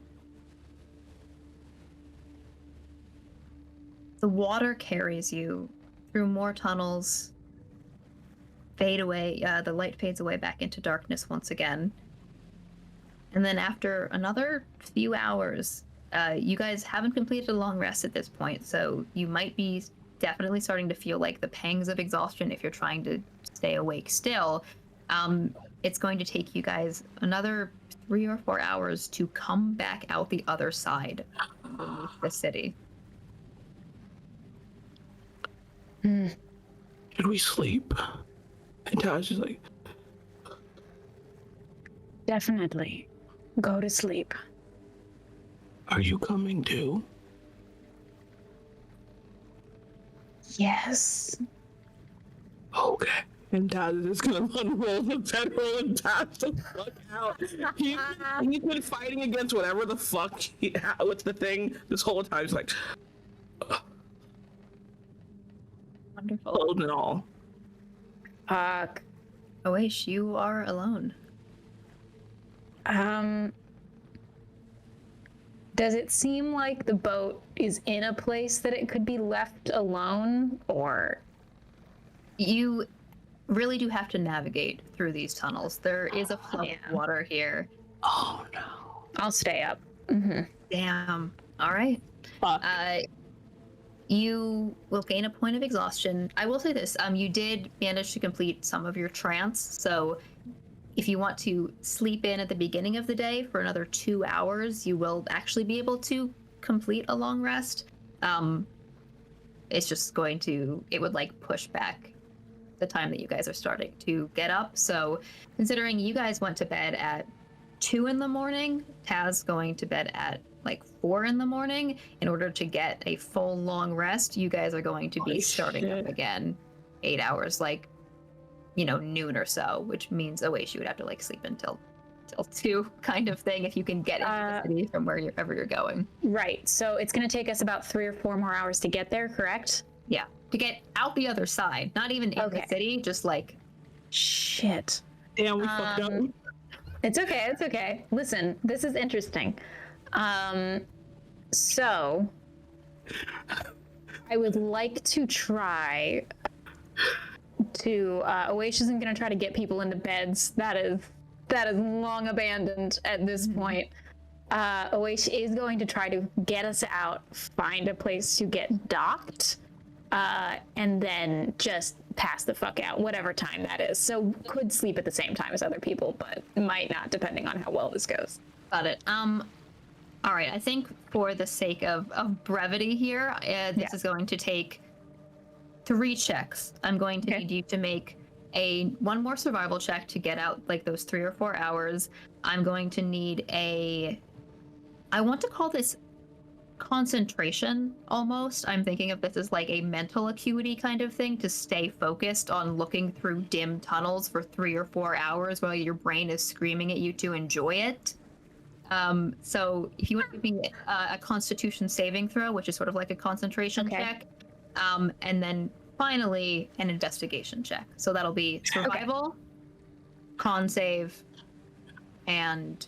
Can Darren help me with any of these? Yes, he can help you with the checks. last 2, not the con save. Yes, okay. I mean the first and the last. So take a survival with advantage first. Okay, that is what is my modifier? That's a 17. Okay. That will get you out of the tunnels, if you could focus. See how the con save does. Constitution 16. Okay. You have forced yourself to stay up on these late nights many times before, so your brain... I'm trained, baby. And finally, especially once you're out of the tunnels and you can see a little bit better, give me that investigation with advantage. All right. I'm so glad that's an advantage. That was a natural 1. Okay. All right. Not the best, but not the worst, especially because I have a good thing for investigation. Where the fuck is investigation? That's a 12. A 12. Well, that last check is not quite as difficult. Oash, you are a talented person, and even with whatever emotion you're feeling right now, you stand at the prow of that boat as your party leaps behind you under whatever effects they're feeling, and you turn, and you stare. Darren, every so often, will try and crack a joke or say something to keep you awake. You come out, finally, to the moonlight shining down on a similar river on the other side of the city. It towers behind you. And you can finally see, now that there's just a little bit more light, your eyes readjust. It does look like there are places where you can pull the boat over off of the side here. There are places where the river sort of splits out. These are like very, very small and thin. It almost looks like they've been... The basin area here is sort of like a grimy dirt that's covered in salt. looks like there's been places where the salt has been sort of like scooped away so people could like pull stuff out of the river. So with Darren's help, Darren can actually make, you know, some kind of checks to help you get advantage on docking the boat. You're just able to like finally rope you know, maybe one of Matthias's javelins and like jab it in and just let the boat hang out there where it won't be carried away by the flood. And Oish does that, turns to Darren as all of this probably starts to wear off at this point, and says, I think I'm saying this for the first time in my life. I'm so glad I was high for that. I do not know if you're going to feel the same way tomorrow. Well, grateful anyway. Oh, fuck. Good night. Good night. That was kind of a hard cut. I thought I put a fade out on the end of that, but it's fine. Hi everybody, once again, my name is Sloan, and I just wanted to say thank you so much for watching and sticking around with us. We are using Soundtail for our music, and they do such a good job, so make sure you give them some love. Also, we are using One More Multiverse for our maps, so if you're interested in finding out more about them, they have a Discord. One More Multiverse is currently in beta, but it's still a great place to be to watch the development as it happens. It's so damn cool. And yeah, thank you so much for hanging out with us. We'll be back live again next week on the 13th. I'm going to send you over to the end screen, and then we're going to raid you on over to Starlight Tales. So be sure to give them a little love from us. And yeah, I love this damn game. Have a nice Saturday, everybody. See you later.